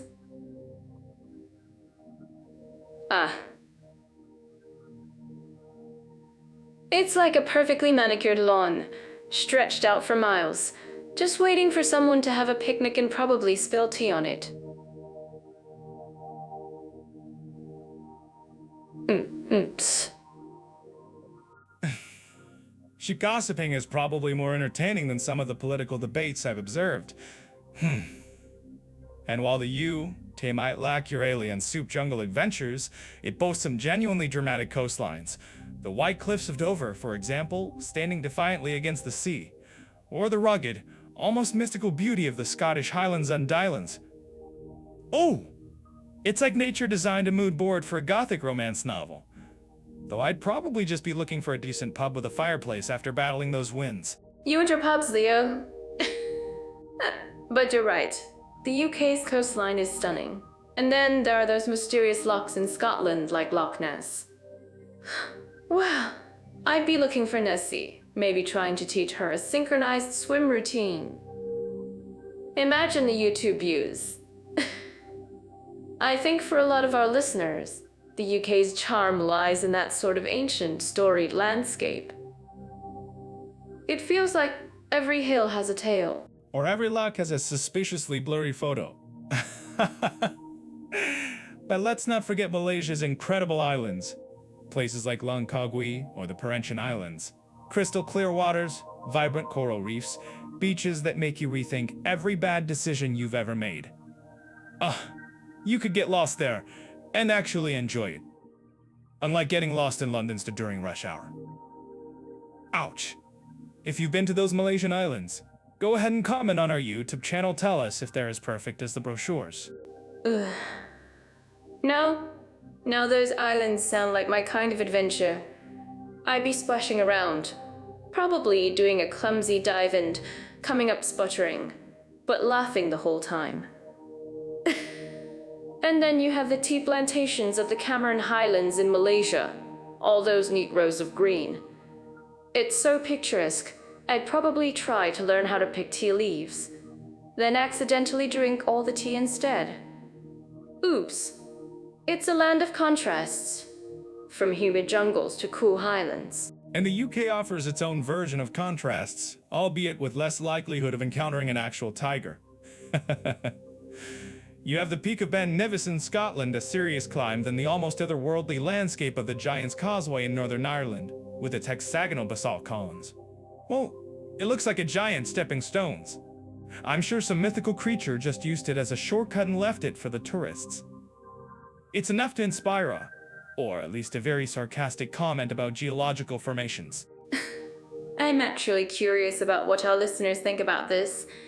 Do you prefer the wild, untamed jungles and islands of Malaysia, or the dramatic coastlines and rolling green hills of the UK? I think both countries inspire different kinds of adventures, from scaling mountains to exploring ancient forests. Personally, I'm leaning towards where I can spontaneously break into a Bollywood dance without startling a local. Well, you can probably do that anywhere, Mira. But it's true. Whether it's the wild expanse of Malaysia's natural parks or the UK's moody moors and breathtaking coast, both destinations promise an inspiring backdrop. So pack your sensible shoes or your jungle boots, depending on your vibe. And maybe a good coffee thermos for me. You can find all the details and more travel tips on Jet Off AI, by the way, if you want to dive deeper into planning your own natural adventure. Wow. Yes. Check out Jet Off AI for more. And speaking of details, I think the sheer variety is what makes both so special. From Spain's vibrant coasts to Turkey's historical sites, we covered a lot in earlier episodes, and these two new countries really add to the mix.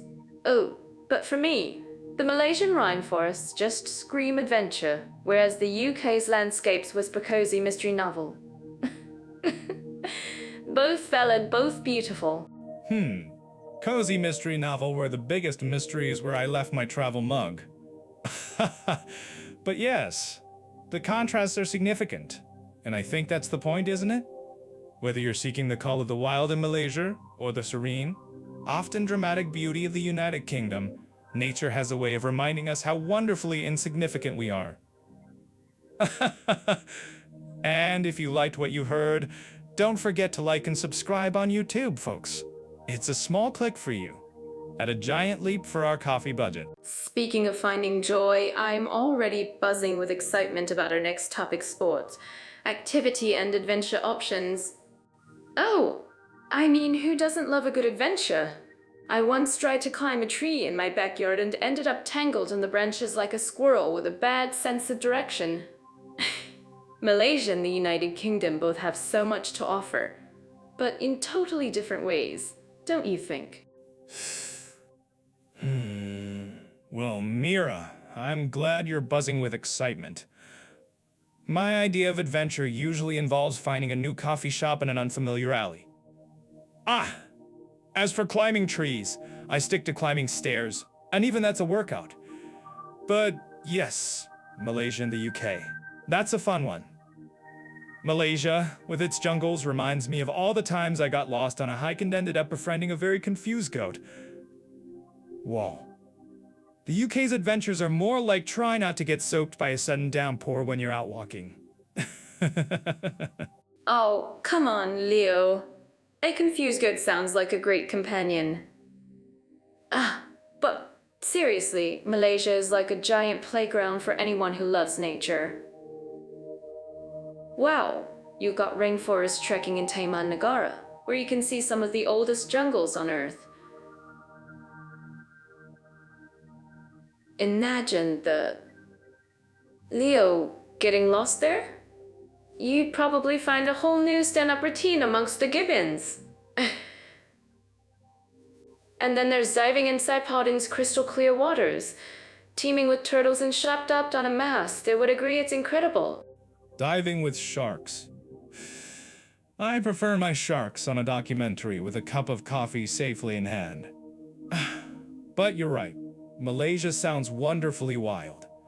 The UK, on the other hand, well, we excel in sports that involve a lot of mud, rain, and a stiff upper lip. Think rugby, cricket games where you spend half the time wondering if the ball is even visible through the fog. And then there's our hiking the Lake District or the Scottish Highlands. Beautiful, but you pack for all 4 seasons. Sometimes within an hour. You make it sound like an extreme sport just to go for a walk in the UK, Leo. But hey, that's scared to building, right? Ooh, in Malaysia, they have sepak takraw, which is like volleyball, but you can only use your feet and head. Imagine the coordination. I tried kicking a balloon once and nearly knocked over a lamp.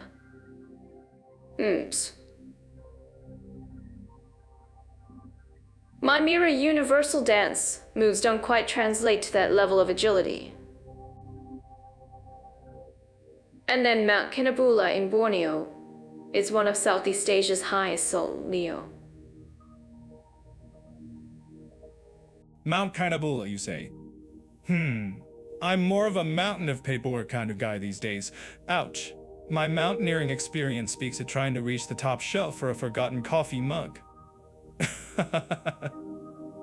But sepak takraw, that's sexually quite fascinating. I once saw a street performer juggle oranges with his feet. My initial thought was, is he going to drop them, or can I steal one? But the skill involved is incredible. Ooh. The UK has its own intense sports, like our obsession with football, or soccer. Yelling with strangers sounds like a Tuesday night at your stand-up, Leo. Seriously though, I'm actually curious about what our listeners think about this. Do you prefer the wild, untamed adventures of a rainforest or the passionate, crowd-fueled energy of a UK football match? Let us know in the comments when we upload this to YouTube. Ooh. Beyond the big peaks and wild jungles in Malaysia, you also have fantastic island hopping Langkawi, the pensioners, with their stunning beaches and calm waters, perfect for snorkeling or just chilling.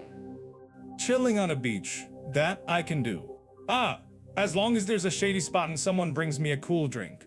In the UK, our idea of island hopping often involves a ferry and a pub at the end of the journey, perhaps with a game of darts. It's less about the tropical fish and more about the local ale. Our outdoor pursuits in the UK often revolve around walking in our beautiful national parks, like the Peak District or Snowdonia.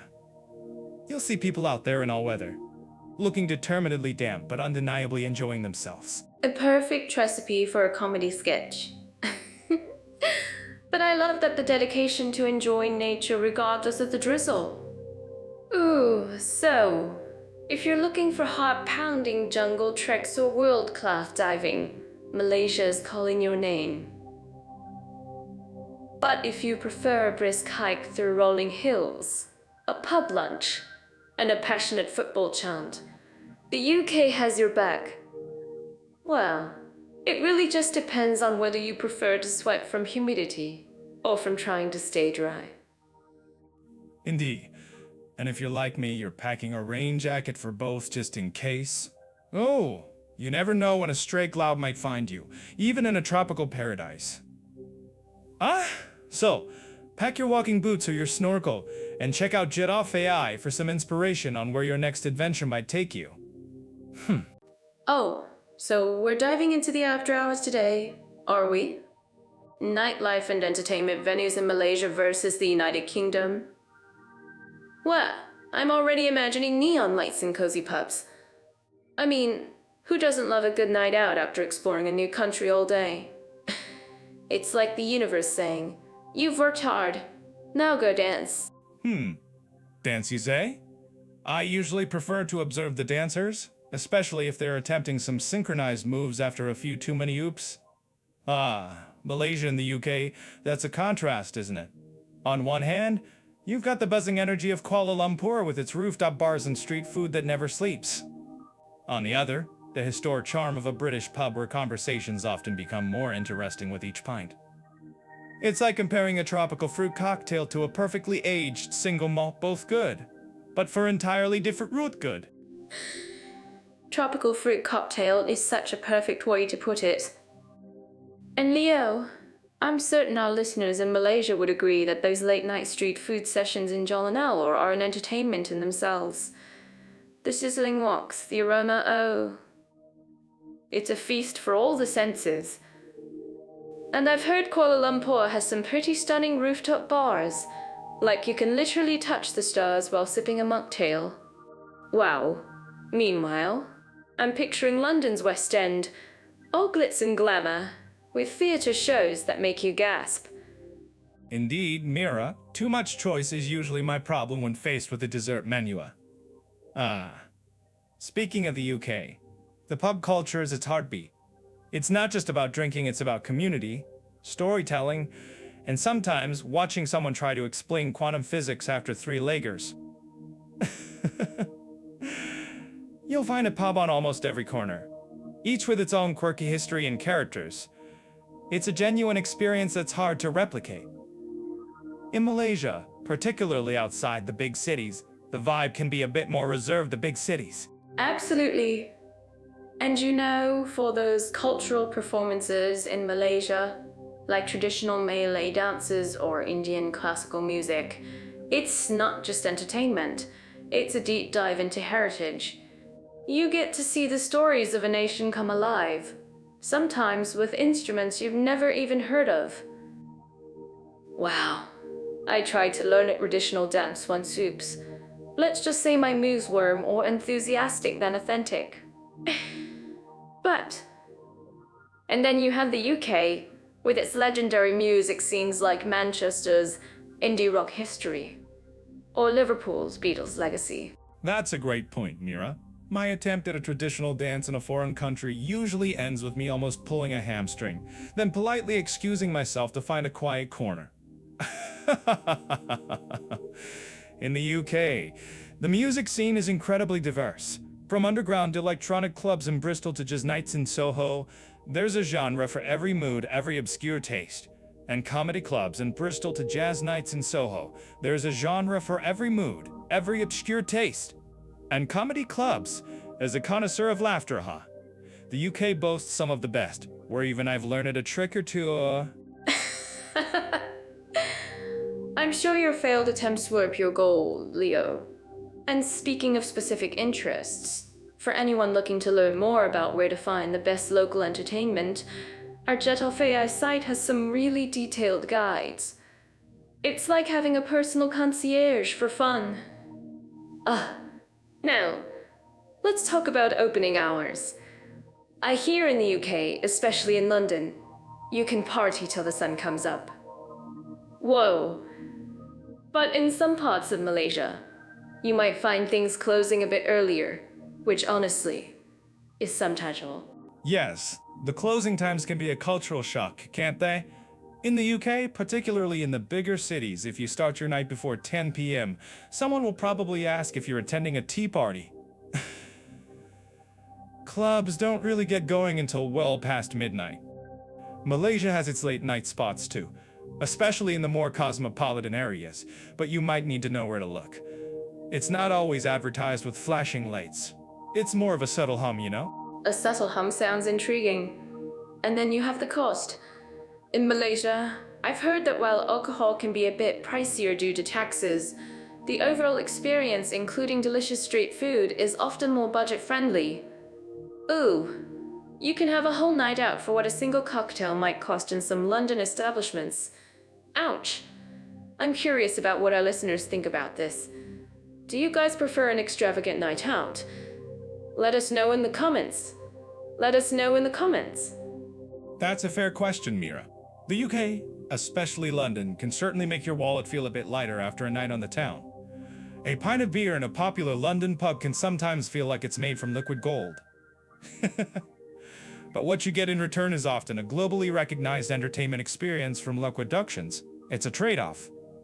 Malaysia, with its blend of modern clubs and vibrant local markets, offers a more diverse price range, making it accessible to more travelers. Oh, now this is a topic that makes my inner child do a happy dance. We're talking about family-friendly environments and children's activities in Malaysia and the United Kingdom.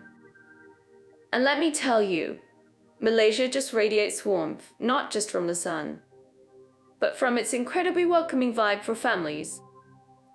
Imagine, Leo, a place where you can go from building Legos at Legoland to splashing at Sunway Lagoon, all while munching on delicious street food that even picky eaters would adore. Wow. It's like a perpetual playdate under the tropical sun. Mira, you always manage to make everything sound like a carnival.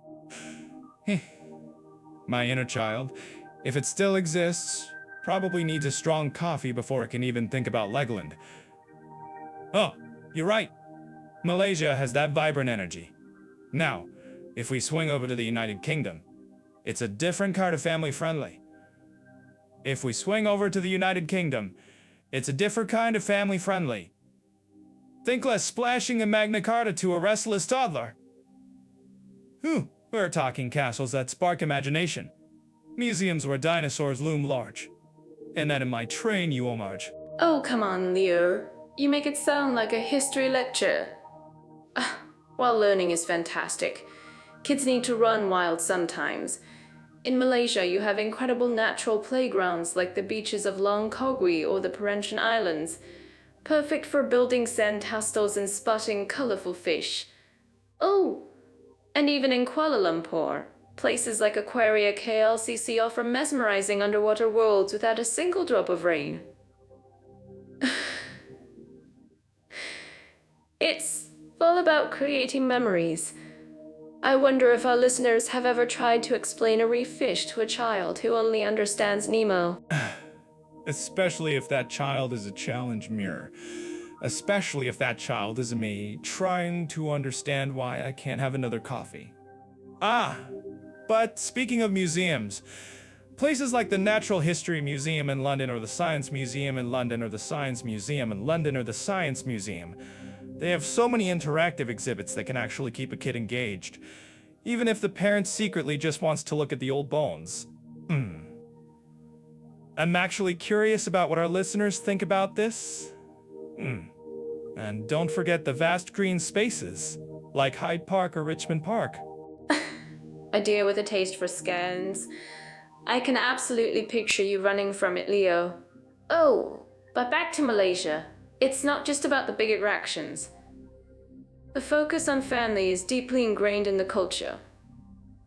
You'll find delicious, affordable food markets where kids can try new flavors, and local communities are often very welcoming to children. It's that warm Selamat Datang, which means welcome feeling everywhere you go. It's about creating an atmosphere where kids are seen and celebrated. On the flip side, sometimes in bustling cities. Yes, Selamat Datang. That's a nice touch.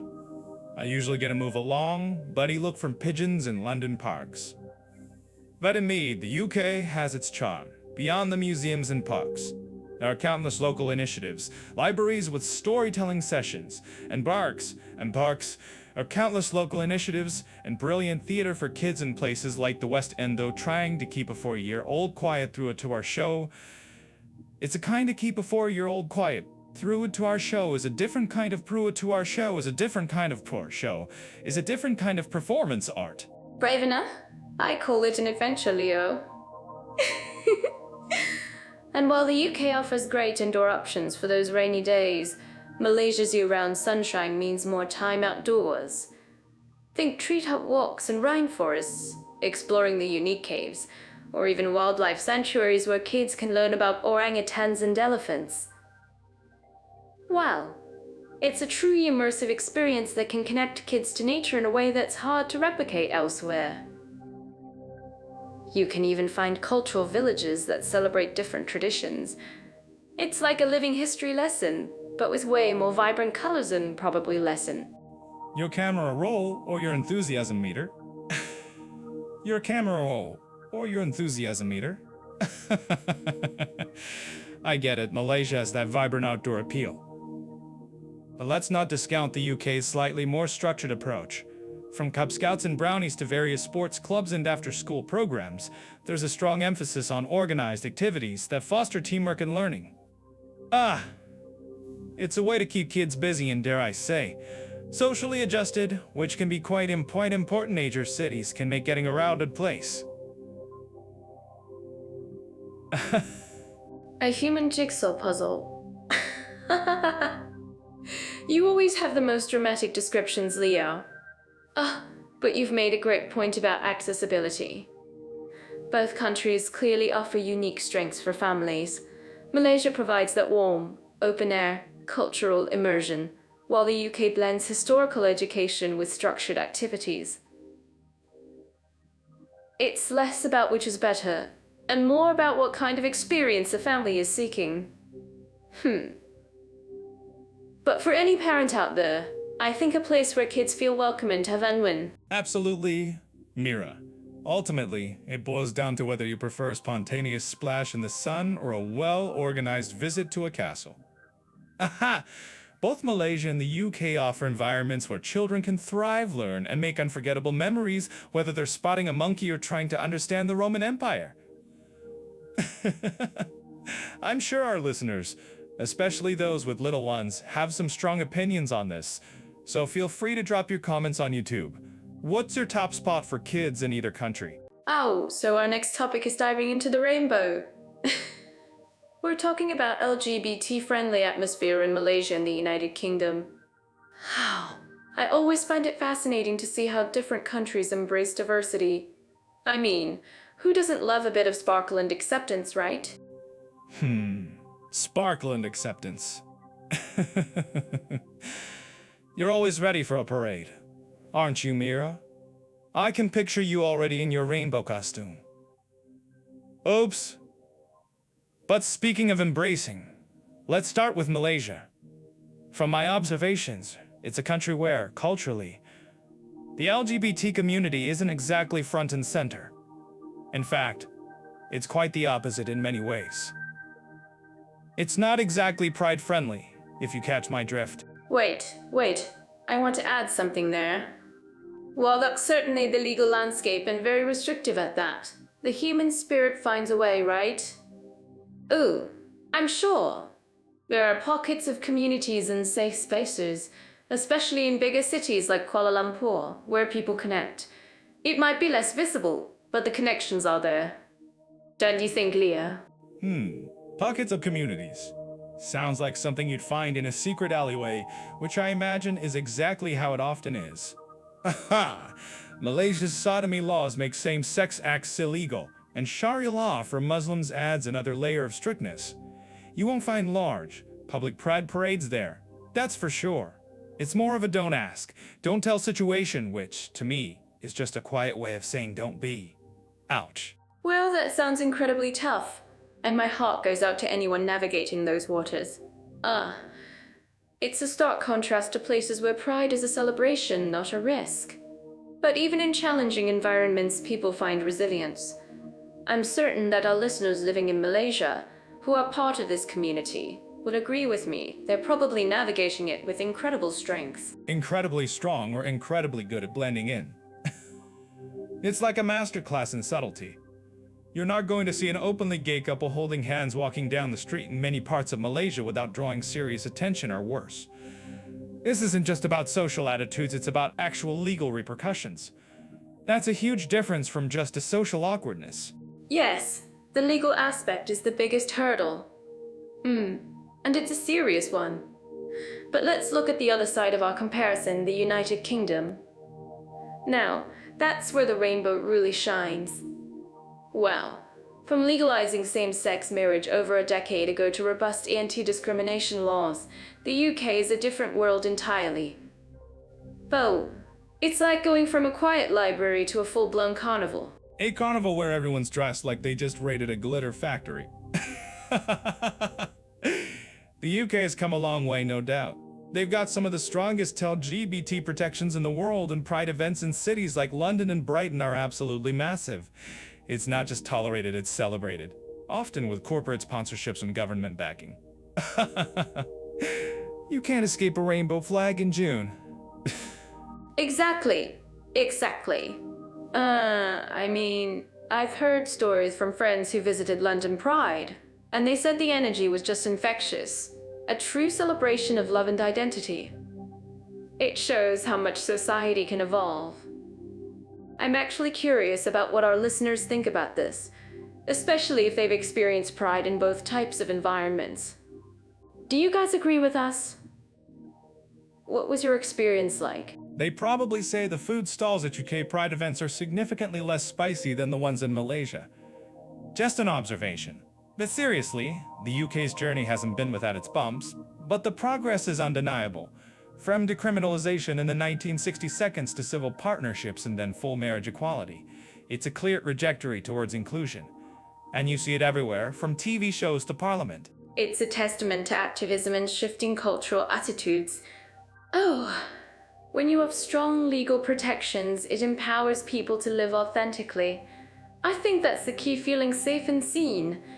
And I bet there are plenty of amazing community stories and support networks across the UK that contribute to that vibrant atmosphere. Like, finding your chosen family. Indeed, the chosen family is alive and well in the UK. Whoa, there are dedicated queer spaces charities and advocacy groups that have a significant voice. Compare that to the struggle for basic recognition elsewhere, and it's quite the contrast. For all its peculiarities, the UK generally does a good job of letting people be who they are, as long as you queue properly. That's a whole other podcast topic. But it shows that fostering an inclusive environment isn't just about laws, it's about social fabric, day-to-day interactions, and genuine acceptance. Wow, it truly shapes how people experience their lives. We'll be talking about more details on Jet Off AI, of course, but for now, it's clear these two countries are on very different paths. Very different paths, one with a lot more confetti. It's fascinating how geography can dictate such fundamental aspects of personal freedom. I mean, imagine the comedic material you could get from trying to explain pride to someone in a highly conservative region. Oops, it's a setup for sure.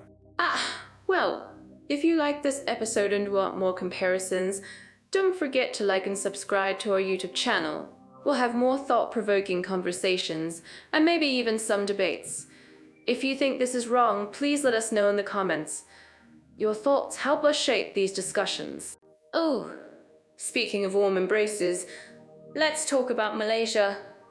Wow, I swear, the moment I stepped off the plane there, I felt like I was being wrapped in a giant, fragrant, hospitable blanket. I once asked for directions to a little local market, and the lady didn't just point, she practically walked me there herself, chatting away about her favorite nasi lemak spots. It was like being adopted on the spot. Mira, you always manage to find your temporary family in every new country, don't you? Oh, I'm certain our listeners are now wondering if they can get adopted in Malaysia just by asking for directions. My experience was a little less dramatic. No immediate adoption papers, sadly. But I do remember the genuine smiles and the collective nod if you managed to utter a Terramakasi. It felt less like a full-on hug and more like a, which is still incredibly welcoming, just still incredibly welcoming. Oh, Leo, you and your scientific observations. Wow. A collective nod is still a nod of acceptance, my friend. Oh, it's like they're saying, welcome to our flavor party.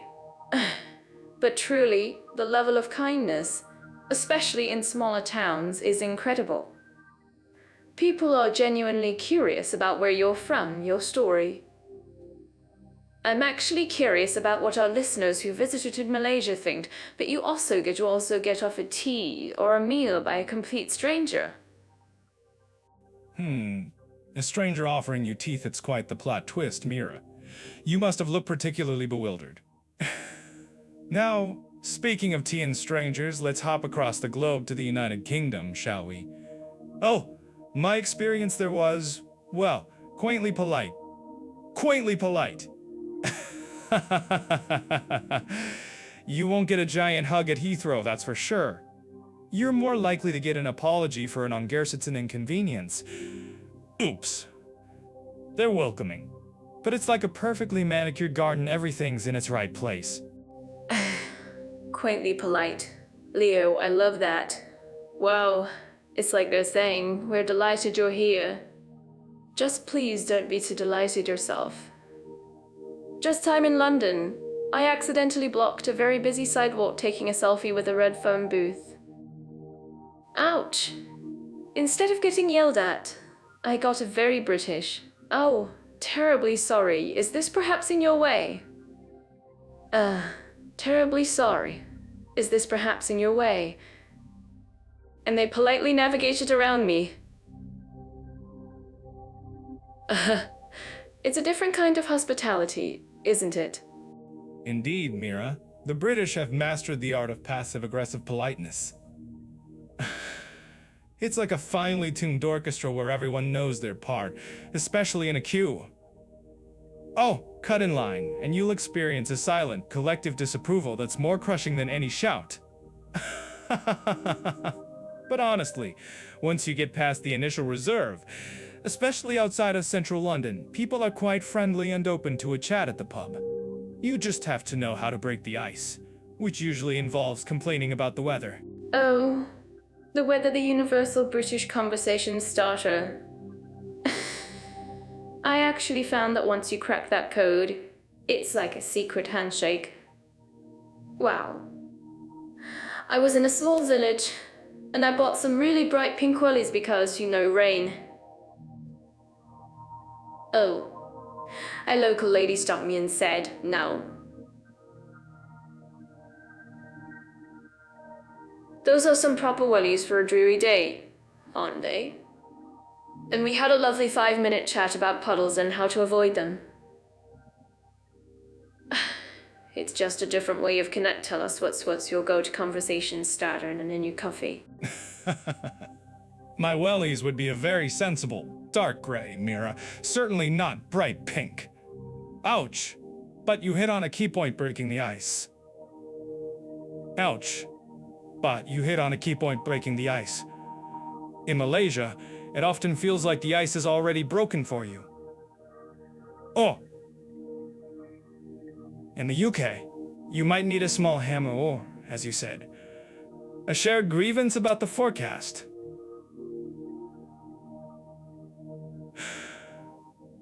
For expats, integration in Malaysian and Malaysian might feel more very polite game. Exactly. It's all about finding your rhythm. Wow.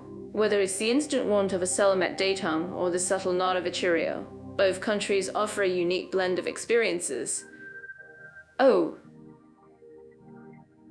And remember, for more in-depth guides on moving, working, or just traveling to these incredible places, check out Jaraf AI. They've got all the nitty-gritty details you need to navigate these cultural nuances.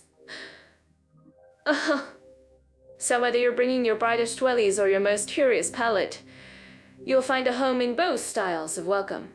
Wow, talking about being connected, it's like we're constantly wired, isn't it?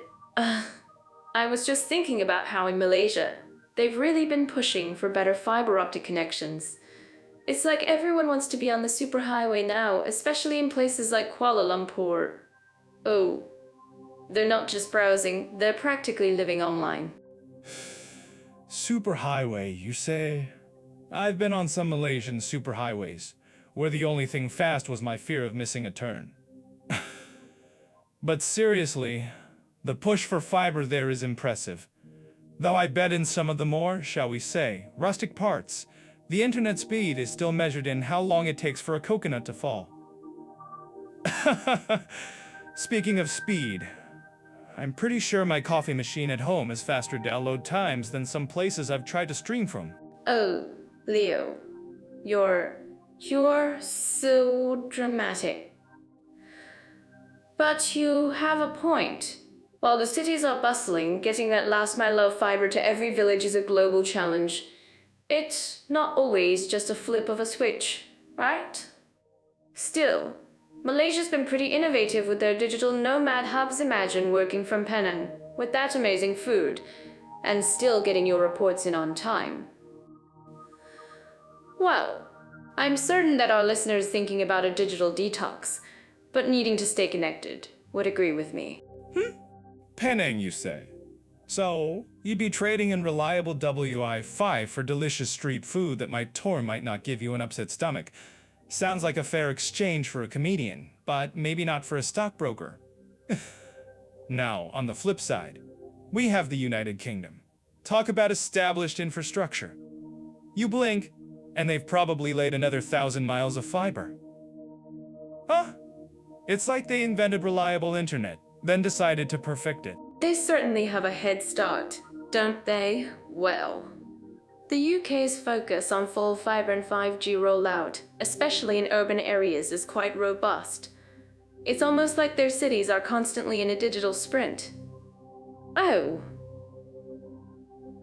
And with all the tech innovation happening in London, it feels like they're always a step ahead, inventing the next big thing we didn't even know we needed. I'm actually curious about what our listeners think about this. Have you ever been to a smart city in the UK that just blew your mind? Let us know in the comments on YouTube. Blew my mind. More like blew my budget. More like blew my budget. All those smart gadgets that tell you when your milk is running low. I prefer my fridge to keep its secrets. Thank you very much. Oops. In the UK, you definitely get that feeling of seamless digital integration, but sometimes I wonder if all that smartness just makes us dumber. Aha! I remember trying to use a smart street light in Manchester once, and it looked at me like I was the one who needed an upgrade. Maybe it thought you were trying to tell it a joke. But seriously, the UK's digital literacy is incredibly high, and their online public services are really efficient. It's not just about speed, it's about how deeply integrated technology is into daily life. From banking to healthcare, it's all just so streamlined. It makes me think about how much easier travel planning is now thanks to sites like Jet.fa. I could help you find everything in one place. Oh, streamlined, huh? I once tried to book a train ticket online in the UK, and it offered me 10 different routes, 3 different prices, and a surprise destination option. I almost ended up in Scotland trying to get to London. Whoa. Talk about too much information. Talk about too much information. But yes, their ability to conduct almost everything digitally is pretty impressive. Malaysia has made huge strides too, especially with e-wallets. You can practically buy a durian with the tap of your phone now. Exactly. It's all about convenience, right? And I think both countries show that. Malaysia, with its younger population, has really adhered to those e-wallets. Wow. It's a rapid transformation. But the UK, being a more mature market, has the advantage of depth and reliability. It's like Malaysia is the eager young sprinter, and the UK is the seasoned marathon runner. They're getting to the finish line, just with different styles.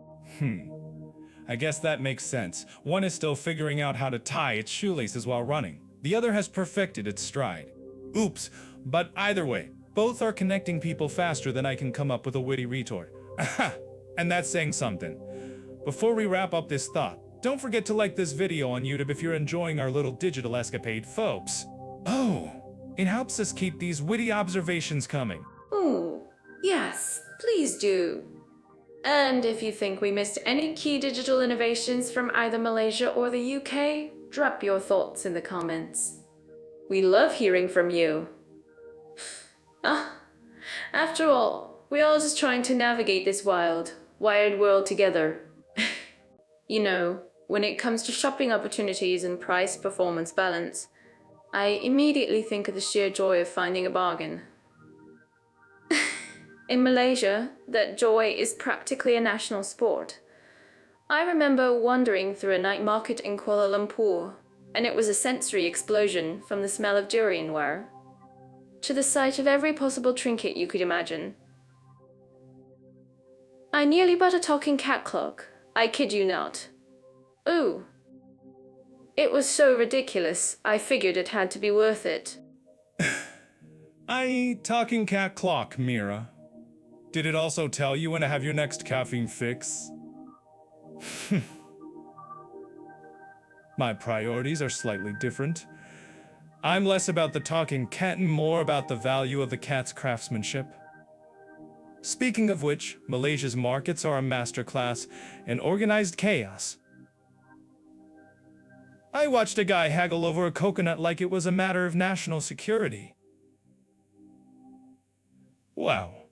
The price-performance balance there swings wildly, doesn't it? You can find absolute treasures for next to nothing. Oh, absolutely. I learned quickly that my wide-eyed tourist smile wasn't always a great negotiating tactic. Oops. But the variety, Leo, from the modern, air-conditioned malls with all the big international brands to the bustling street markets, where you can get anything from hand-woven baskets to obscure spices, it's incredible. And the food stalls in between. It's like a shopping safari where every corner holds a delicious surprise. For anyone looking for unique souvenirs or just to stretch their ringgit, Malaysia is a paradise. I suppose it's less about the safari and more about navigating the labyrinth of enthusiastic vendors who seem to know exactly when you've just decided you don't really need that third boutique shirt. But you're right, the range is astounding. However, the UK offers a different kind of shopping experience, doesn't it? Moving from the vibrant haggling of Malaysia to, say, a quiet boutique in Notting Hill. It's less about the chase and more about the curated selection. Wow, 8-week hat. I can just picture you in it, looking like a grumpy detective solving the mystery of where did all my coffee go. But you hit on something important. In the UK, it's often about quality and brand recognition. You have your high streets with familiar names, and then places like Harrods where you can buy a teacup that costs more than my last flight. Whoa. The price-performance balance there means you're often paying for heritage.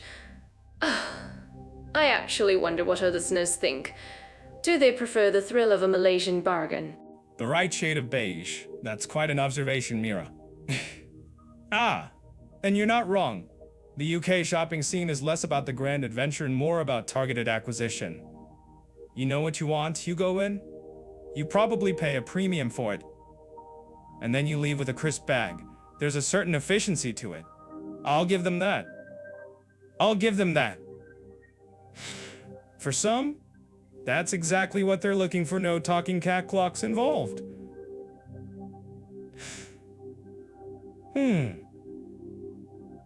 But then you have sales, which turn even the most stoic Brit into a bargain hunting ninja. Bargain hunting ninjas. I'd pay to see that. I mean, it sounds like a perfect YouTube short. Ugh. But jokes aside, that's where the price-performance balance gets interesting in the UK. During those sales, you can snag genuinely high-quality items, from clothing to electronics at significantly reduced prices. It takes patience and a strategic approach, but the payoff can be huge. Wow! Whereas in Malaysia, it can be incredibly attractive, a special sale event. It's more about continuous value. Continuous value versus strategic strikes. I like that. For daily necessities, Malaysia often wins on sheer affordability, allowing you to stretch your budget further for a longer travel or living experience. But for specific, perhaps higher-end items that will last, the UK's sales can present fantastic opportunities. And it really depends on what you're shopping for and how much effort you're willing to put into the hunt. Do you want the immediate gratification of a street food feast or the long-term satisfaction of a street feast, or the long-term satisfaction of a street feast or the long-term? We're diving into cultural festivities, and let me tell you, when I think of Malaysia, my brain immediately paints a picture of a giant, vibrant kaleidoscope. Wow! It's like every day is a different party there. You have Hari Raya, then Chinese New Year, then Deepavali all within the same year, sometimes even a few weeks apart. How do they keep track?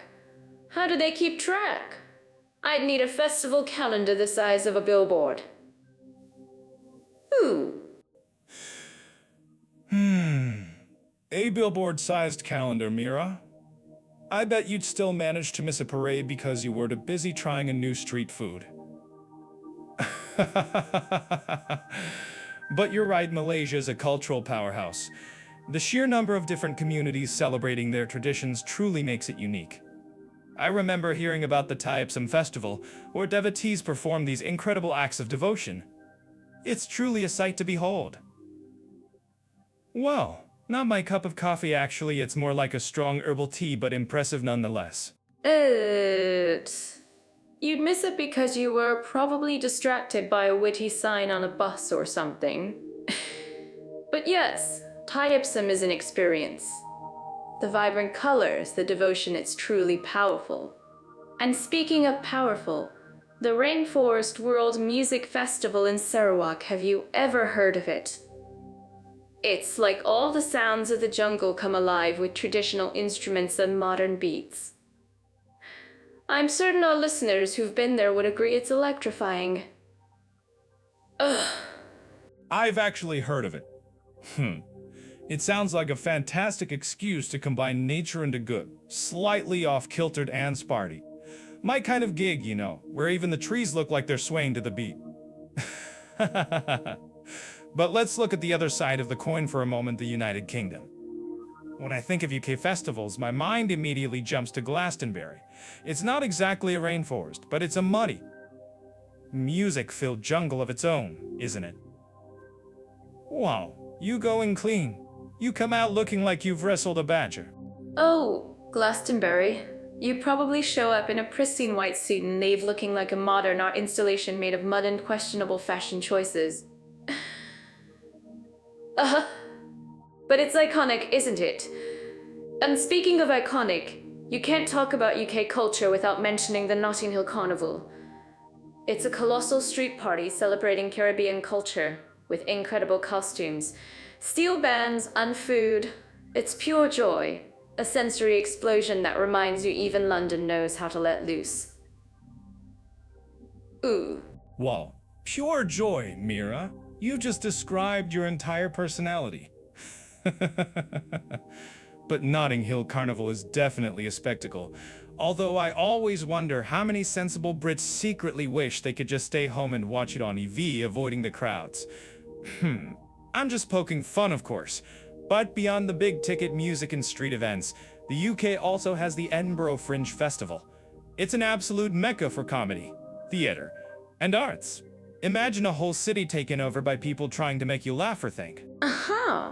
Now that's a festival for you, Leo. A place where you could blend right in, telling your razor-sharp jokes and perhaps even critiquing someone else's stand-up routine. Oh, I'm actually curious about what our listeners who performed at Edinburgh Fringe think about that. Do they agree with Leo's observation skills? But you're right. It's a huge creative hub. Then it's Bonfire Night, which isn't exactly a music festival, but it's a very British tradition with fireworks and bonfires. It's cold, cozy, and slightly chaotic, all at once. Cold, cozy, and chaotic. That sounds like my average Tuesday morning before coffee. Bonfire night always reminds me of trying to light it in a piece of wood in my backyard. It's more stubborn than a tax auditor. Ouch! But let's shift gears slightly to concerts. While Malaysia has its burgeoning indie scene and international acts hitting Kuala Lumpur, the UK's concert landscape is a beast of its own. You've got everything from the legendary venues in London like the O2 Arena to smaller, grittier clubs that have launched countless bands. Oh, the West End. I'd love to sing a show tune there. My voice might crack a bit, but my enthusiasm would make up for it. It's true. The UK has an incredible, established music and theatre scene. But Malaysia is definitely catching up. Their traditional music, like the gamelan, is so mesmerizing. And they're integrating it into wisdom with a fresh beat. Oh. For anyone interested in seeing how cultural trends shape music, these insights could have been possible without jet off AI by referring to cultural trends. Integrating ancient wisdom with a fresh beat. I once tried to integrate my alarm clock with a snooze button, and it just kept playing elevator music. Oops, not quite the same. Not quite the same. But you're right. Malaysia's traditional arts are something to behold. The shadow puppetry, wayang kulit, is a dying art in some places. But in Malaysia, it's given new life. It's fascinating how both countries, their unique cultural identities while also insist. Absolutely. And it's not just big festivals. Both countries have countless local markets, art fairs, and community events that truly showcase their heart. Think about the local food festivals in Malaysia. You get to taste everything and witness the incredible hospitality. Or the village feasts in the UK, with their cake baking competitions and dog shows. Dog shows, Mira? Are you subtly trying to find a new canine comedian sidekick? I'm onto you. But on a serious note, these smaller, everyday cultural happenings really do paint a complete picture. Whether it's a grand concert in London or a humble harvest festival in Raw, Malaysia, they bring people together. If you're watching on YouTube, let us know in the comments which cultural event you'd love to experience most.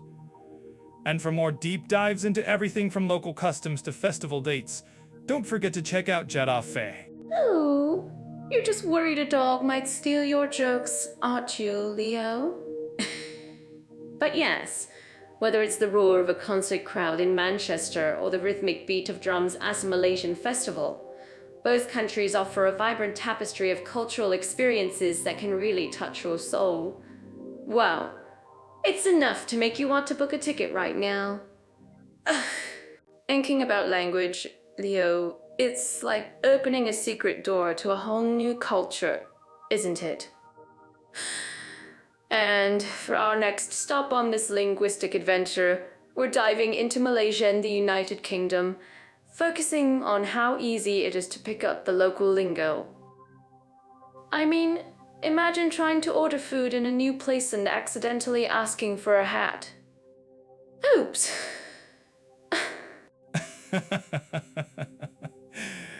Oh, I've done worse, Mira. Once I tried to compliment a dish in Thailand and think I accidentally insulted the chef's mother. Ouch. But yes, opportunities and ease of learning the local language is a crucial one, especially for anyone considering a move or a long stay.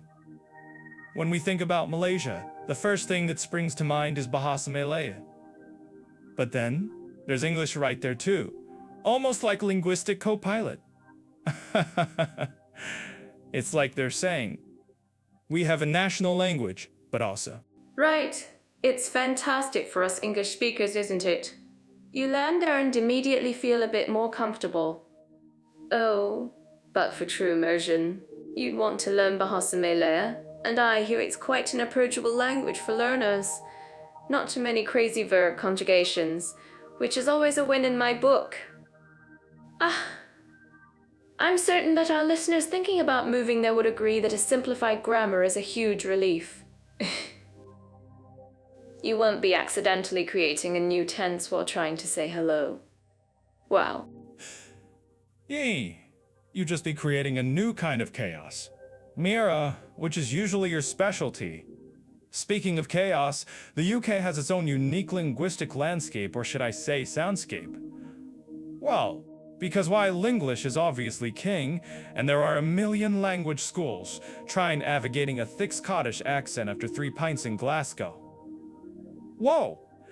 You'll be nodding politely, pretending you understand, while inside your brain is just saying, "What was that even English?" Oh, that's hilarious, Leo. It's like a secret language within a language, isn't it? And then you've got Welsh and Gaelic in other parts. Oh, it's not just learn English, it's language English. And also, maybe a few other ancient tongues if you're feeling adventurous. I saw a video on YouTube once where someone tried to order a coffee in Welsh, and the barista just looked at them like they'd asked for a unicorn latte. But imagine the respect you down if you managed it. A local legend or just someone causing unnecessary delays in the queue, Mira. No, the opportunities to learn English in the UK are unparalleled. From London to Manchester, you've got schools on every corner. It's almost like a national pastime, helping foreigners grasp the Queen's English, or at least a version of it. But back to Malaysia, it's often described as a melting pot. Mandarin, Tamil, sometimes all in the same sentence. Well, it's like linguistic buffet. It's definitely a challenge for your brain, but a feast for the ears. Oh, and that's where the ease of learning comes in. While you might get by with English, knowing Bahasa Malay really helps you connect with the local community, especially outside the main tourist hubs. It's straightforward, phonetic, and people are often genuinely thrilled if you make the effort. It's not like trying to decipher ancient hieroglyphics. I'm actually curious about what our listeners who've tried learning Malay think about this. Is it as friendly as it seems? Friendly or not, language learning always involves a few embarrassing moments. Oops, my travel notes are filled with them. When we consider the UK, while the opportunity to learn English is everywhere, these can be relative. Sure, you're immersed, but those accents, the slang. It's like learning English on hard mode sometimes. Whoa! You might learn proper English in school, then step out and hear someone say, "All right, fancy a brew?"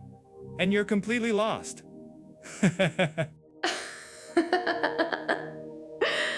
Fancy a brew could mean so many things. My initial thought would be some kind of magical potion. But that challenge is also part of the fun, right? It makes you really listen. And I think both countries, in their own ways, offer incredible immersion. Wow, in Malaysia, you pick up local phrases while haggling in a market or trying street food. And in the UK, you get it from trying to understand a bus driver's directions. They can probably help you to check out Jeddah. Yes, and Jeddah AI is also where you can find more articles related to language learning and travel. So do click around if you're planning your linguistic conquest. For me, the UK provides that global standard of English education, but then you're immediately thrown into the deep end of regional variations. It's like learning to the deep end of regional variations. It's like learning to swim in a perfect pool, then being dropped into the ocean during a squall. Malaysia, on the other hand, offers a more gradual slope. I'm definitely a slow kind of person, Leo. Less chance of accidental belly flops. Oops. But seriously, if you're someone who likes a bit of a challenge and wants to truly dive into a rich cultural tapestry through language, both offer something unique.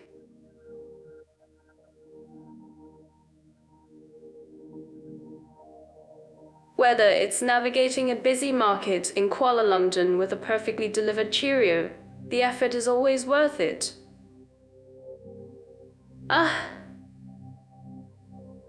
And if you guys have any tips on learning languages in either of these countries, drop "we love these countries." Indeed. And if you think my assessment of British accents is wrong, please let us know in the comments, but I maintain it's a deliberate strategy to keep non-Brits guessing. The opportunities are there, but the ease, well, that's where the real comedy begins. For Malaysia, the blend of languages makes it fascinating. For the UK, it's about mastering a language that somehow sounds different in every city.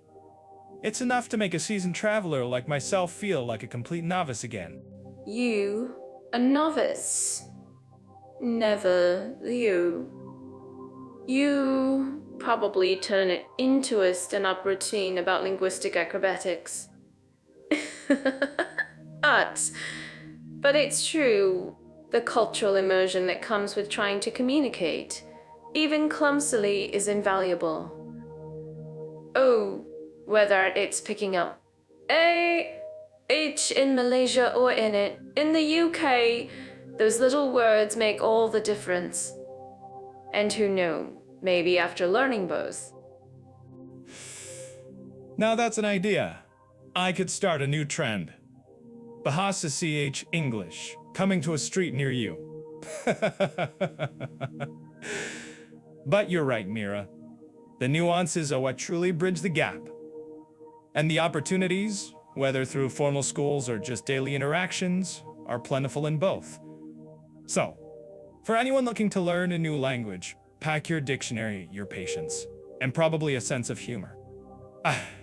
Let's talk about something incredibly important for so many of our listeners, especially for solo adventurers out there, safety and comfort for women travelers. It's a huge factor in deciding where to go next, right? I've heard such a mix of stories about different places. Absolutely, Mira. And it's not just about crime statistics, it's about the general vibe, the cultural nuances, even how you're perceived just walking down the street.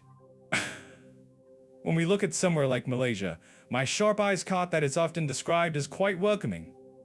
But you know, welcoming can sometimes come with a side order of unsolicited advice. If you catch my drift. Oh, you and your observations, Leo. I was just about to say that most of my friends who've traveled to Malaysia rave about the hospitality, especially in bigger cities like Kuala Lumpur. Ooh, people are generally friendly and helpful. However, I always tell them to consider the cultural context. Malaysia is a predominantly Muslim country, so while you don't need to cover up everywhere, dressing a bit more modestly, especially around religious sites or in more rural areas, really helps with feeling comfortable and respected. A bright pink sari at a metal concert, that's quite a mental image, Mira. Wow. I'm certain that our listeners living in Malaysia would agree with you on the cultural considerations. My own experience there showed a lot of warmth, but also that sense of observation from locals. Sometimes it felt like I had an unofficial fan club following me. Just curious.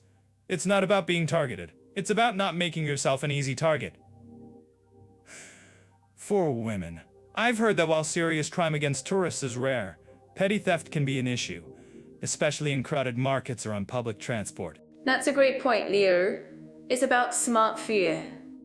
And speaking of public transport, in cities like KL, the LRT and monorail systems are quite modern and efficient. But if you're out late at night, like Grab are definitely a safer bet and just hailing a random taxi. It's like calling your mom to tell her you're home. A bit of extra security for peace of mind. Now, if we jump across to the United Kingdom, that's a whole different kettle of fish, isn't it? Indeed, A different kettle of fish, Mira, or maybe a different pint of ale? The UK, for most women travelers, feels incredibly free and open. No real dress code worries, apart from perhaps trying to figure out if you need a raincoat, an umbrella, or sunglasses, all within the same hour. Oops! What I've observed in cities like London or Manchester is that while there's a general sense of security, urban areas anywhere have their own challenges. Catcalling or verbal harassment can happen, which is incredibly annoying and unwelcome. Oh, I was just about to ask about that, Leo.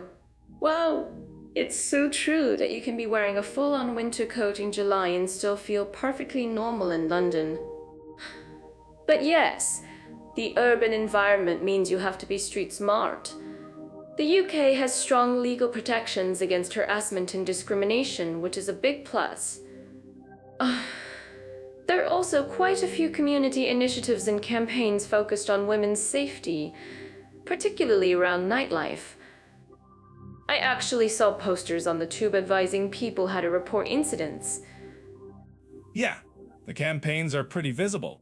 It's almost like they're saying, we know things happen, so here's your instruction manual. Public transport in the UK, especially in major cities, has extensive trains, buses, the tube. But after a certain hour, the crowd changes and vigilance is key. It's like a stand-up comedy club, early show polite chuckles, late show anything goes. For women traveling solo at night, ride-sharing apps like Uber or Bolt are good. Or pre-booking a reputable taxi service. That's a really good way to put it, Leo. Avoiding unnecessary drama should be everyone's travel motto. I'm actually curious about what our listeners think about this. Have you found the UK or Malaysia more comforting as a solo female traveler? And hey, for more detailed safety guides and travel tips for women, you can always check out Jejof AI. They got some great resources to help you plan your adventures worry-free. Jejof AI is a good call, Mira. My motto is plan just enough so you don't end up regretting your lack of planning. Malaysia offers a unique cultural immersion but might require a little more thought about cultural expectations. The UK provides a more familiar Western environment for many with robust legal support, but still demands the usual urban common sense. Neither is a fairy tale, but both can be fantastic experiences with a bit of awareness. Ooh, alright. Next up, we're diving into the wonderfully complex world of legal system, individual rights and freedoms.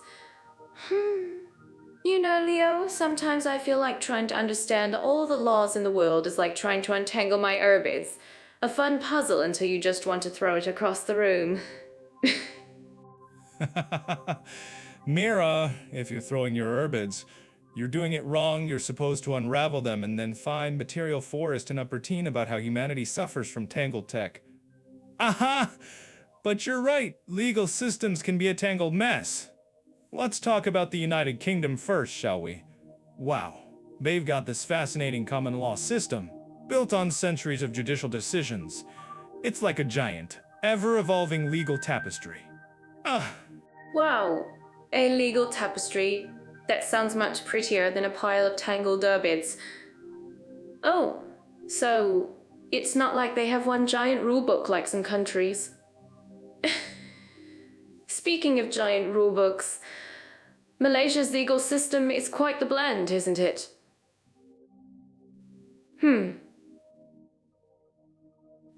It mixes English common law, Islamic Sharia law for Muslims, and even some customary laws.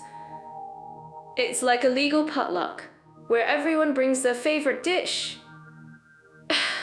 A legal potluck. Oh, I'm sure some of those dishes are spicier than others. In the UK, while there's no single written constitution, they've got this strong tradition of individual liberties.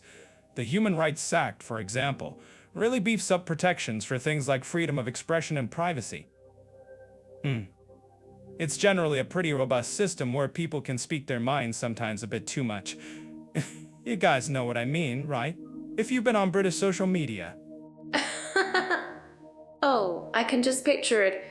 Leo, people arguing about tea and biscuits online. Whoa, but seriously, that's incredible. In Malaysia, it's a bit more nuanced. While their federal constitution guarantees various rights, there are sometimes limitations, particularly around religious freedom or freedom of speech, especially in areas touching on ethnicity or religion. Ouch. It's like there's a delicate balance, and you need to tread carefully. Treading carefully is certainly one way to put it. Aha! They've had, and still have, certain acts that can be quite restrictive, like the Sedition Act. It means what you share on social media could land you in hot water. Oops. It's a stark contrast to the UK where, generally, people can protest and express dissenting views with quite a bit of leeway, provided it's peaceful. I'm certain our listeners in the UK value that's freedom to grumble immensely. Freedom to grumble, I love that. Oh, maybe that's why British humor is so good. They get to practice their comedic gripes without fear. But for those considering living long-term in Malaysia, understanding those specific boundaries is super important. It's like knowing which spices to use in that legal potluck to avoid an accidental 5-alarm fire. Exactly. And it's not just about what you say, Mira. Even something like converting religion in Malaysia can get complicated, especially for those born Muslim. It falls under the Sharia courts. And that's a whole different legal ballgame from the civil courts. Whoa. It highlights the dual legal system's impact on individual choices. Meanwhile, in the UK, religious freedom is pretty much a given, and people can practice or not practice any faith they choose without much fuss. That's a huge difference. Wow. It reminds me that freedom isn't a one-size-fits-all concept. Ooh. When we think about things like the freedom to assemble or protest, the UK generally allows for public demonstrations quite openly, right? As long as they're not violent, of course. That's right. In the UK, the police usually facilitate protests rather than suppress them, which is a key indicator of civil liberties. In Malaysia, public assemblies have faced tighter restrictions and require permits, and unauthorized gatherings can lead to arrests. It's a difference in approach that certainly shapes how citizens interact with their government. For anyone watching this on YouTube, let us know in the comments if you've had experience with protests in either country. Oh, that's a great question, Leo. I'm actually curious about what our listeners think about this. Do you agree that authorities should be there to facilitate, or is stricter control necessary? From a broad perspective, it sounds like the UK's legal system provides a more expansive space for individual expression and personal autonomy, while Malaysia balances that with its diverse social and religious fabric, which sometimes means more limitations. You've hit the nail on the head. One system prioritizes individual freedom within a common law framework, while the other navigates a multicultural landscape with a blend of legal traditions, sometimes at the expense of what Westerners might consider absolute individual rights. Both have their complexities, but their foundations are distinctly different. You know, you can find more detailed articles on these comparisons on JetOff if you want to dive deeper into the nitty-gritty. Wow, that's super helpful, Leo. Because it's a huge decision for anyone thinking about moving or even just visiting. Understanding the legal landscape isn't as fun as trying new street food, but it's definitely just as important, maybe even more so. Imagine accidentally breaking a law because you didn't know the local spice blend. Ouch. Indeed, mere ignorance is not always bliss, especially when it comes to the law. Aha! And while the UK legal system is generally quite transparent and accessible, Malaysia's dual system can sometimes be confusing, even for locals, let alone expats trying to navigate it. So, a good lawyer in Malaysia isn't just a luxury. It's pretty much a necessity. And remember to like and subscribe to our YouTube channel for more essential travel information. So, speaking of unwinding, let's dive into spa healthy living. and relaxation opportunities in Malaysia and the United Kingdom. When I think of Malaysia, I picture those incredible rainforest spas. I mean, imagine getting a massage with the sounds of the jungle as your playlist. Wow. My friend once went for a forest bathing experience there and came back convinced she could talk to trees. Forest bathing, huh? I suppose it's better than getting rained on during a puddle bathing experience in the UK. I can just see you trying to have a deep conversation with a particularly grumpy oak tree mirror. Aha, but seriously, Malaysia really does lean into that natural wellness vibe, doesn't it? From traditional Lur-Uti Malaya massages to those holistic retreats hidden amongst the lush greenery. Ooh. Absolutely. It's like nature itself is giving you a hug. I once tried a traditional male massage, and I swear the lady had hands made of pure magic and a will of steel. Ouch. I felt so rejuvenated, I almost floated out of there. Wow. And don't even get me started on the healthy, vibrant food. All those fresh fruits and spices, it's a feast for the body and soul. Ugh. We'll have a special blog post about specific wellness resorts on Jeddah, if you're curious about planning your own escape. Sure, floating out of a spa sounds nice, but I'm more of a sit quietly in a pub with a pint and observe humanity kind of relaxed. Now the UK, on the other hand, well, you're not exactly surrounded by tropical rainforests, are you?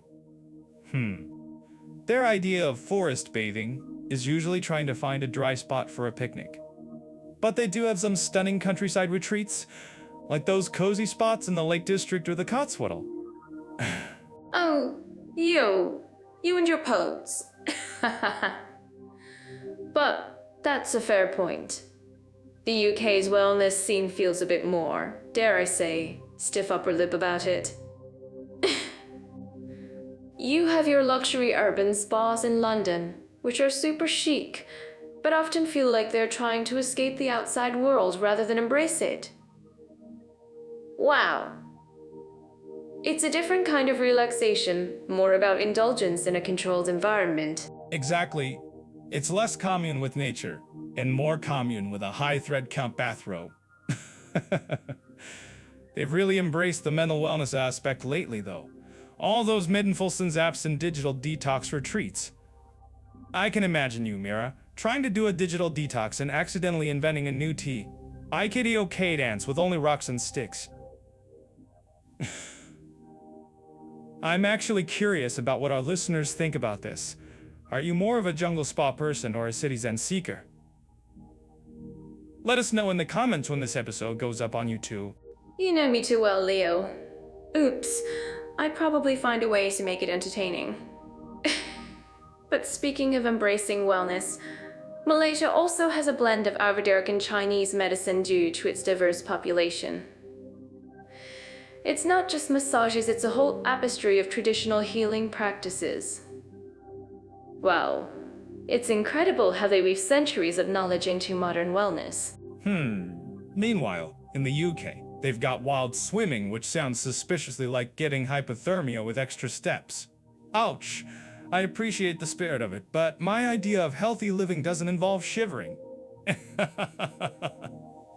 Although, they do have a good range of modern wellness trends like cold plunges and flotation tanks. I've seen some videos on YouTube of people doing those cold plunges. They look like they're auditioning for a silent scream competition. Oh, hot swimming does sound like quite the adventure, even for me. I probably need a hot chocolate IV drip afterwards. But it shows that both countries, despite their very different climates and cultures, are finding ways to offer rejuvenation. Whether it's the tropical warmth and traditional healing of Malaysia or the sophisticated urban spas and outdoor pursuits of the UK, there's a path to healthy living. Yeah, I guess it really boils down to whether you prefer your relaxation served with a side of humidity or a chance of rain. Personally, I'm just happy if my coffee is hot and my observation spot is comfortable. If you're looking to explore some of these retreats, you can definitely find some great options and compare them on Jet Off AI. Just saying. I'm certain that our listeners living in the UK would agree with you about the weather's influence on outdoor plans. But whether you're chasing sunshine on durable remedies or cozying up for a calming treatment, both Malaysia and the UK offer unique opportunities to recharge. It just depends on your personal flavor of Zen. Oh, alright, so we've filled our bellies with all sorts of hypothetical treats from Malaysia and the UK. But what about Australia? We're diving into opportunities for religious and spiritual needs. And I'm guessing it's more than just finding the quietest corner in a library. Oh. Well, if spiritual enlightenment means an undisturbed coffee break, then I've been a monk for years. But for those seeking something deeper than a quiet cafe, we're talking about Malaysia and the United Kingdom. And honestly, it's a fascinating comparison of spiritual landscapes. Wow. It really is. Immediately feel the vibrant tapestry of faiths. Islam is the official religion and you see incredible mosques everywhere. But then just around the corner, you'll spot a shimmering Hindu temple or a peaceful Buddhist shrine. Whoa! It's like a cultural potluck of beliefs, and everyone brings their best dish. Exactly, a spiritual smorgasbord. And let's be honest, sometimes the architecture alone can be a spiritual experience, especially in Malaysia.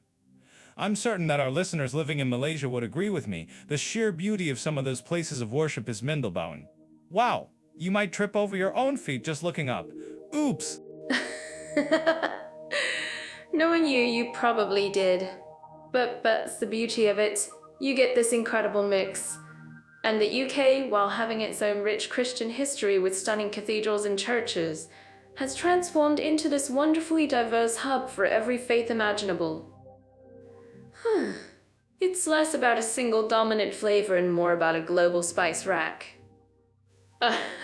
Yeah, the UK is like that understated but incredibly well-stocked pantry. You might not see a huge display on the street, but step inside any major city, and you'll find everything from gurwadas to synagogues, and even a growing number of secular humanist groups. It's a place where you're pretty much free to believe. Or not believe, whatever you fancy. I'm actually curious about what our listeners think about this. Does that freedom feel more liberating or a little overwhelming? That's a great question. For me, it's liberating. In Malaysia, while freedom of religion is technically protected, there are nuances, especially for ethnic Malays who are legally considered Muslim. That can sometimes create complexities. Ouch. But in general, the communities still find a way to coexist harmoniously, often celebrating each other's festivals.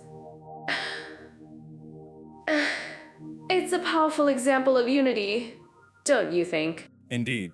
Though, I imagine the bureaucratic hurdles for religious groups in Malaysia might still give some folks a headache. Meanwhile, in the UK, while the Church of England is technically established, it's mostly a ceremonial thing now. Most people couldn't tell you the Archbishop's name, but they'll know exactly where to get a decent Sunday roast. It's a different kind of spiritual devotion, I suppose. Devotion to gravy. But seriously, for those seeking spiritual growth beyond organized religion, both countries offer fantastic options. Malaysia's rainforests and islands can be ideal for nature retreats, meditation, or just quiet contemplation. Imagine finding your inner Zen while a monkey tries to steal your banana. Oops. Whoa! That would certainly test your Zen, wouldn't it? My inner Zen would be yelling, "Hey, that's my snack." But point taken. The UK's also got a booming wellness industry, from yoga studios to mindfulness retreats in the rolling countryside. Oh, though I suspect a lot of people go hoping for a digital detox and just end up refreshing their social media feeds. Don't forget to like and subscribe to our YouTube channel if you're enjoying this spiritual journey with us. Absolutely.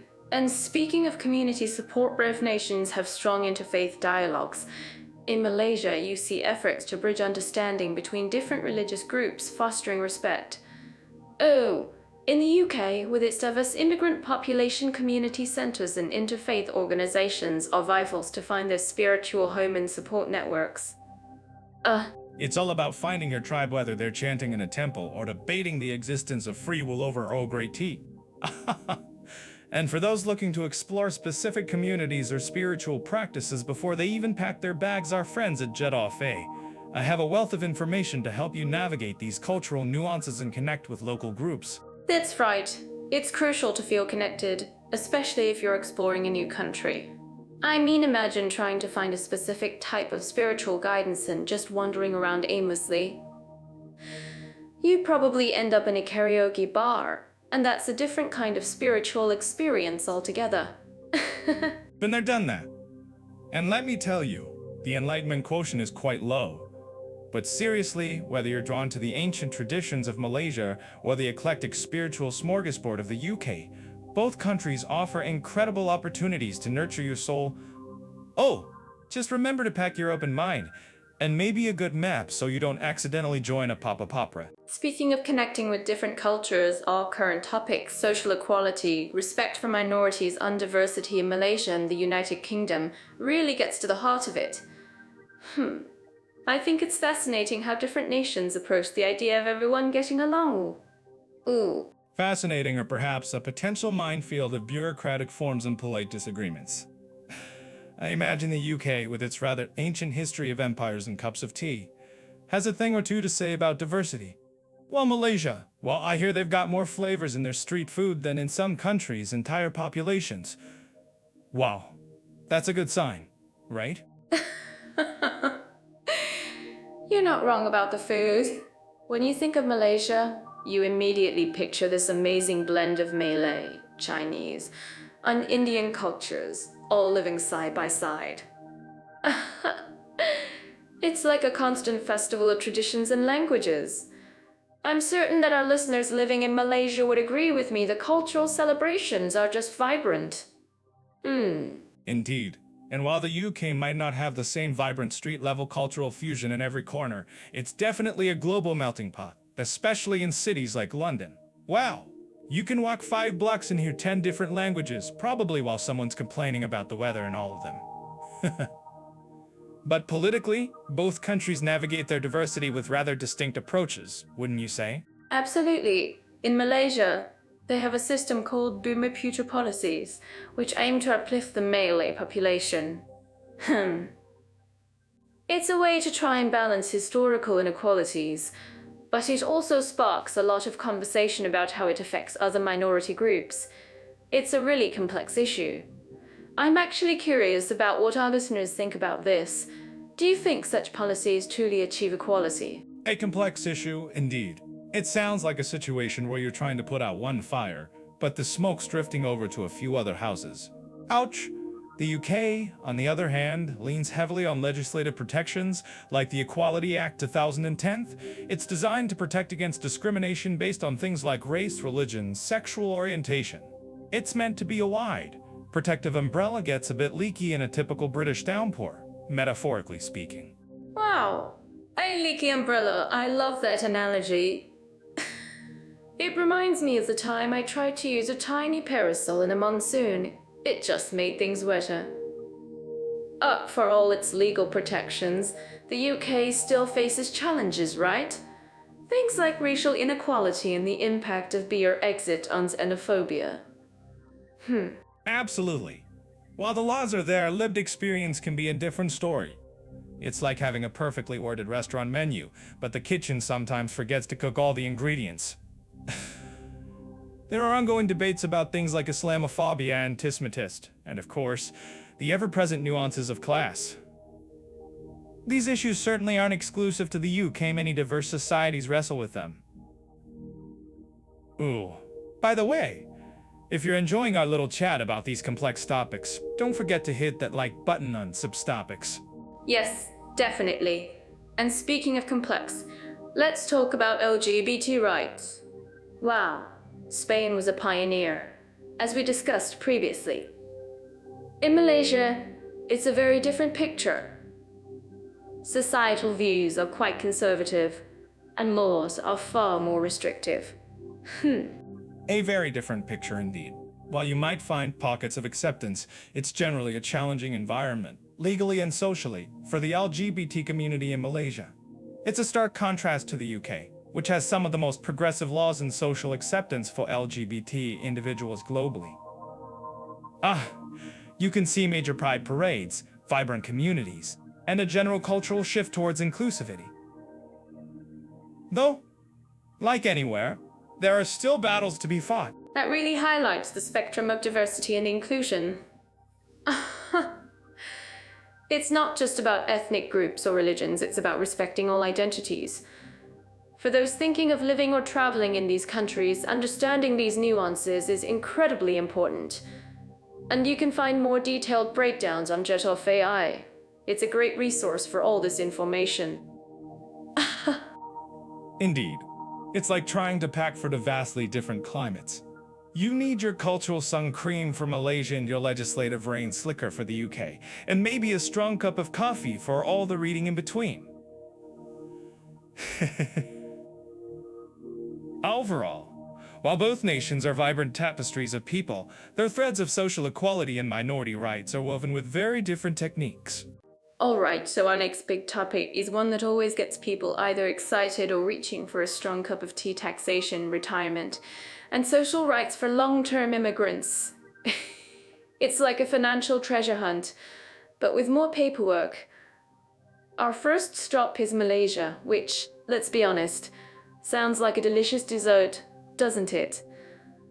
Mira, I'm pretty sure the Malaysian government isn't handing out CE. End all to every long-term immigrant who files their taxes. But you're right, it's a crucial topic. In Malaysia, generally, if you're working there for more than 182 days in a calendar year, you're considered a tax resident.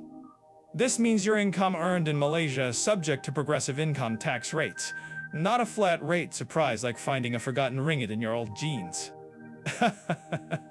Well, progressive tax rates, that sounds like a roller coaster for your wallet, doesn't it? Ooh, but hey, at least it's clear. What about things like sales tax or service tax, Leah? Are we going to be taxed just for breathing their lovely tropical air? I'm certain that our listeners living in Malaysia would agree with me, we can't escape taxes, right? You're not taxed for breathing, Mira, but perhaps for consuming that delicious nasi lemak you just mentioned. Malaysia operates on a sales and service tax, or SST, system. So when you're buying goods or services, you're likely paying a bit extra. It's not the same as the UK's VAT system, different flavor of indirect taxation, if you will. So, less of a blanket tax and more specific, almost like a targeted marketing campaign for your wallet. Well, and what about retirement? I mean, after all that hard work and tax paying, do immigrants get to enjoy their golden years with a view of the paternist hours? Well, for private sector employees, there's the Employees Provident Fund, or EPF. If you're a permanent resident or a Malaysian citizen, you typically contribute to this. For long-term immigrants, particularly those on specific visas like the Malaysia My Second Home or MEM-to-H program, the situation varies. You might not automatically be enrolled in EPF, so you'd need your own retirement party.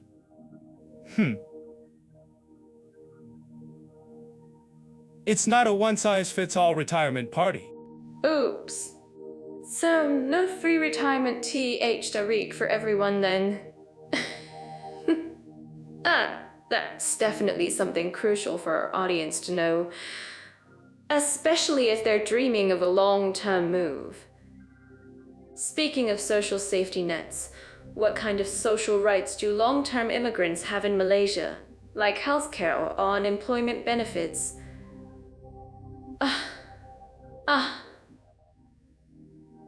I'm actually curious about what our listeners think about this, especially compared to other Southeast Asian countries. Healthcare is generally good, especially in private hospitals, but it's not a universally free for all system like in some European countries. Foreigners often rely on private health insurance. For unemployment benefits or extensive social welfare, Malaysia's system isn't as robust as what you'd find in, say, the United Kingdom. It's more of a pull yourself up by your bootstraps, but here's a delicious meal to help kind of vibe. A comfort blanket is nice, but a delicious meal does sound good. So, the emphasis is more on individual responsibility when it comes to social security. Now, shifting gears across continents. Let's of the United Kingdom. Well, I imagine their system is, well, very British. Lots of cues and polite. You first gestures, even at the tax office. You're not wrong, Mira, about the cues, though the politeness might vary depending on whether it's tax season or not. The UK system is quite different. As a long-term immigrant, once you're considered a resident for tax purposes, which is a whole complicated flowchart in itself, you're subject to income tax on your worldwide income. Not just what you earn in the UK. Well, it's a bit like the government saying, "Welcome to the party. Now tell us about all your finances everywhere." All your worldwide income. Ouch. That sounds like a much bigger net the taxman is casting. Wow. So, if I'm a long-term immigrant there and I still have a tiny online shop selling my Mira's marvelous muffin mixes from my home country, I pay UK tax on that. Precisely, Mira. Unless you qualify for specific non-domicile rules, which is another rabbit hole entirely. And for consumption, the UK has value-added tax, or VAT, currently at 20% on most goods and services. So yes, that cup of tea, or your marvelous muffins, will have VAT added. It's not just a sales tax, it's baked into nearly everything. 20% VAT. But it's a significant slice of the pie. Oh, but it's also a big part of what funds their social safety net, right? Speaking of which, how does retirement and social security work for long-term immigrants in the UK? Do they get to enjoy free healthcare and unemployment benefits from day one? Or is there a qualifying period? That's where the social rights part becomes clear. Once you've established residency and paid national insurance contributions for a certain period, you generally gain access to the National Health Service, or NHS, which provides free at the point of use healthcare. And after a certain number of qualifying years of national insurance contributions, you become eligible for the state pension upon retirement. It's a comprehensive but contribution-based system. So, it's not a free lunch, but if you've been contribution-based. Well, so a system of you contribute, you receive, which makes sense. Oh, it sounds like a much more structured social safety net compared to Malaysia, where more personal planning is needed. What about unemployment or other benefits for long-term immigrants if things go sideways? The UK has a range of social benefits, including universal credit, which combines several benefits into one payment. Eligibility for these often depends on your immigration status, how long you've been in the country, and your national insurance contributions. So, while the safety net is broad, it's not a simple just arrive and claim situations. It requires integration into the system. It's like a complex recipe. You need all the right ingredients and steps for it to work. Aha! So both countries offer different flavors of financial and social integration. Malaysia's system feels a bit more DIY with its focus on individual responsibility, especially for retirement and social safety nets, whereas the UK leans towards a comprehensive, contribution-based model. Well, it's not just about deciding if you prefer TH Tariq, but also how you like your taxes and retirement plans served.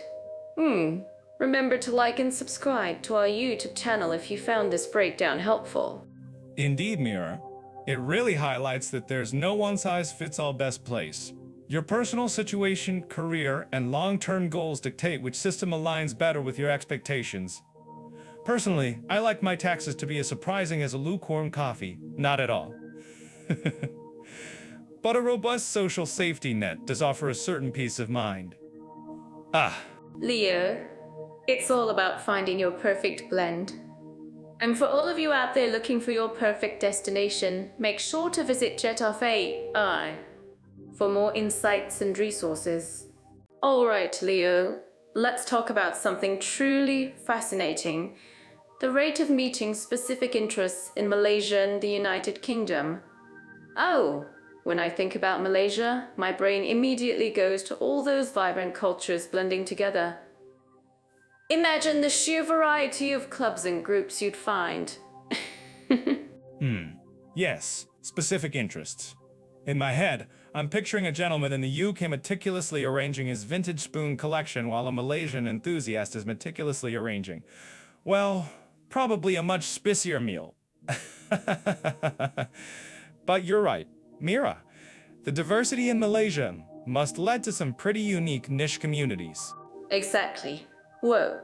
I heard about a traditional gamal and music ensemble in Kuala Lumpur, and it's totally open to beginners, even if you can't tell a gong from a pan. Imagine joining that. You'd be making beautiful noise in no time. And speaking of food, I'm certain there are entire clubs dedicated to finding the best laksa in town. Oh, I'm actually curious about what our listeners think about this. Wouldn't you agree? Laksa appreciation clubs? Now that's a dedication I can get behind, provided they offer a proper tasting committee and not just polite nodding.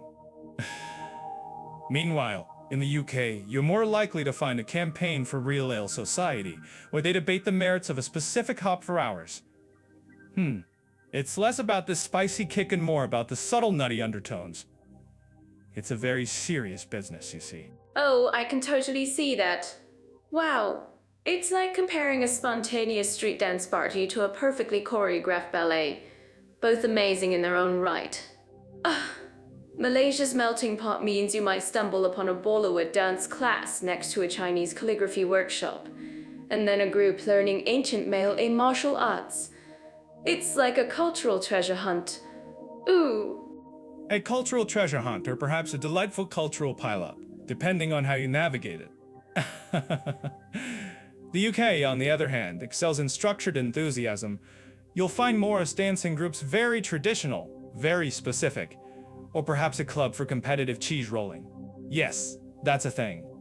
Whoa, I imagine the meeting minutes for that club are just gold. Oops. Competitive cheese rolling? That's subtly brilliant. Oh, I'd sign up for that in a heartbeat, Liam. Just imagine the stories. But in Malaysia, the interests often feel more integrated into daily life. Like, you don't just go to a traditional craft club. You might learn batik making from someone whose family has been doing it for generations. It's an immersive experience. It sounds less pleasant, but that we can counter that. It sounds less like a club and more like being politely adopted into a generational craft. Which, don't get me wrong, sounds far more engaging than my brief stint in a UK stamp collecting society.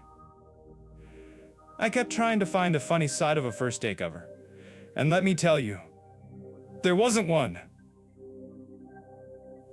Ouch! But for those who appreciate history and tradition, the UK has its historical reenactment societies. That's dedication.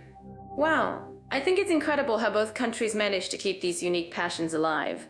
Whether it's the modern esports scene growing rapidly in Malaysia or the centuries-old literary societies in the UK still debating Shakespeare's sonnets. Oh, it just shows how people love to connect over shared fascinations. Indeed. And for our tech-savvy listeners, I'm sure Malaysia's burgeoning tech hubs offer plenty of coding meetups and startup incubators. The UK, with its longer history of innovation, has its own robust tech scene too, often found tucked away in converted warehouses, fueled by lukewarm tea and existential dread. Absolutely. So, whether you're into extreme jungle trekking in Borneo, or you want to join a historical railway preservation society in the UK, both countries offer a fantastic landscape for connecting with your tribe. And that's what makes traveling and experiencing these places so much fun. If you think this is wrong, please let us know in the comments. We love hearing your perspectives. Yes, the sheer breadth of human interest is quite something. From Malaysian kite flying festivals to British pub quiz leagues, there's literally a gathering for everything. It's like the universe saying, don't worry, you're not the only one who collects rare miniature thimbles. So go out there and find your people, folks. Find your people, find your passion, and maybe find some delicious nasi lima or perfectly poured pint while you're at it. I never know quite what to do in the introductions, so I thought I'd slide in. Our current topic, we compare the rate of meat in specific interests into countries. From niche hobby clubs to specialized, to vestalized, to specialties in neat engagement. This gestuzischles bizu and astral free story as the interview impriest true without giving the and doing the impriest without giving the impriest tisru ristis to fistis keys thing be in these testies. During the Swiss priestisnes pure story and the Christerius priestisnes to was mentally made as me. Toasties priestly that without was practices disturiously about was tis beast into was priestis about was carers cheesty about was theories was qual wing was jinx tea to request be finsto was to me cow was resting this rose. Do not start as if it's the beginning of a new day, and always use. And ensure the expressions you use are varied. The order of the conversation should always be her lines. His lines. You can continue with as many or sections as you like, but always follow this format and sequence. Decide on the length of each criterion according to the link between the two countries and the theme, the rate of meeting specific interests. The total length should be between 250 and 1,000 words. This episode marks our farewell for now. After sharing all this info, we're signing off until our next comparison podcast. Please follow the Jedafe YouTube channel for more episodes like this. Hit that bell icon to catch our videos the moment they drop and be among the first to listen. We'd love for you to share your thoughts, comments, and critiques below. Reading and responding to them truly brightens our day. Thanks for joining us. We'll be back soon with more. So until then, take care and see you in the next one. Warmest wishes from us.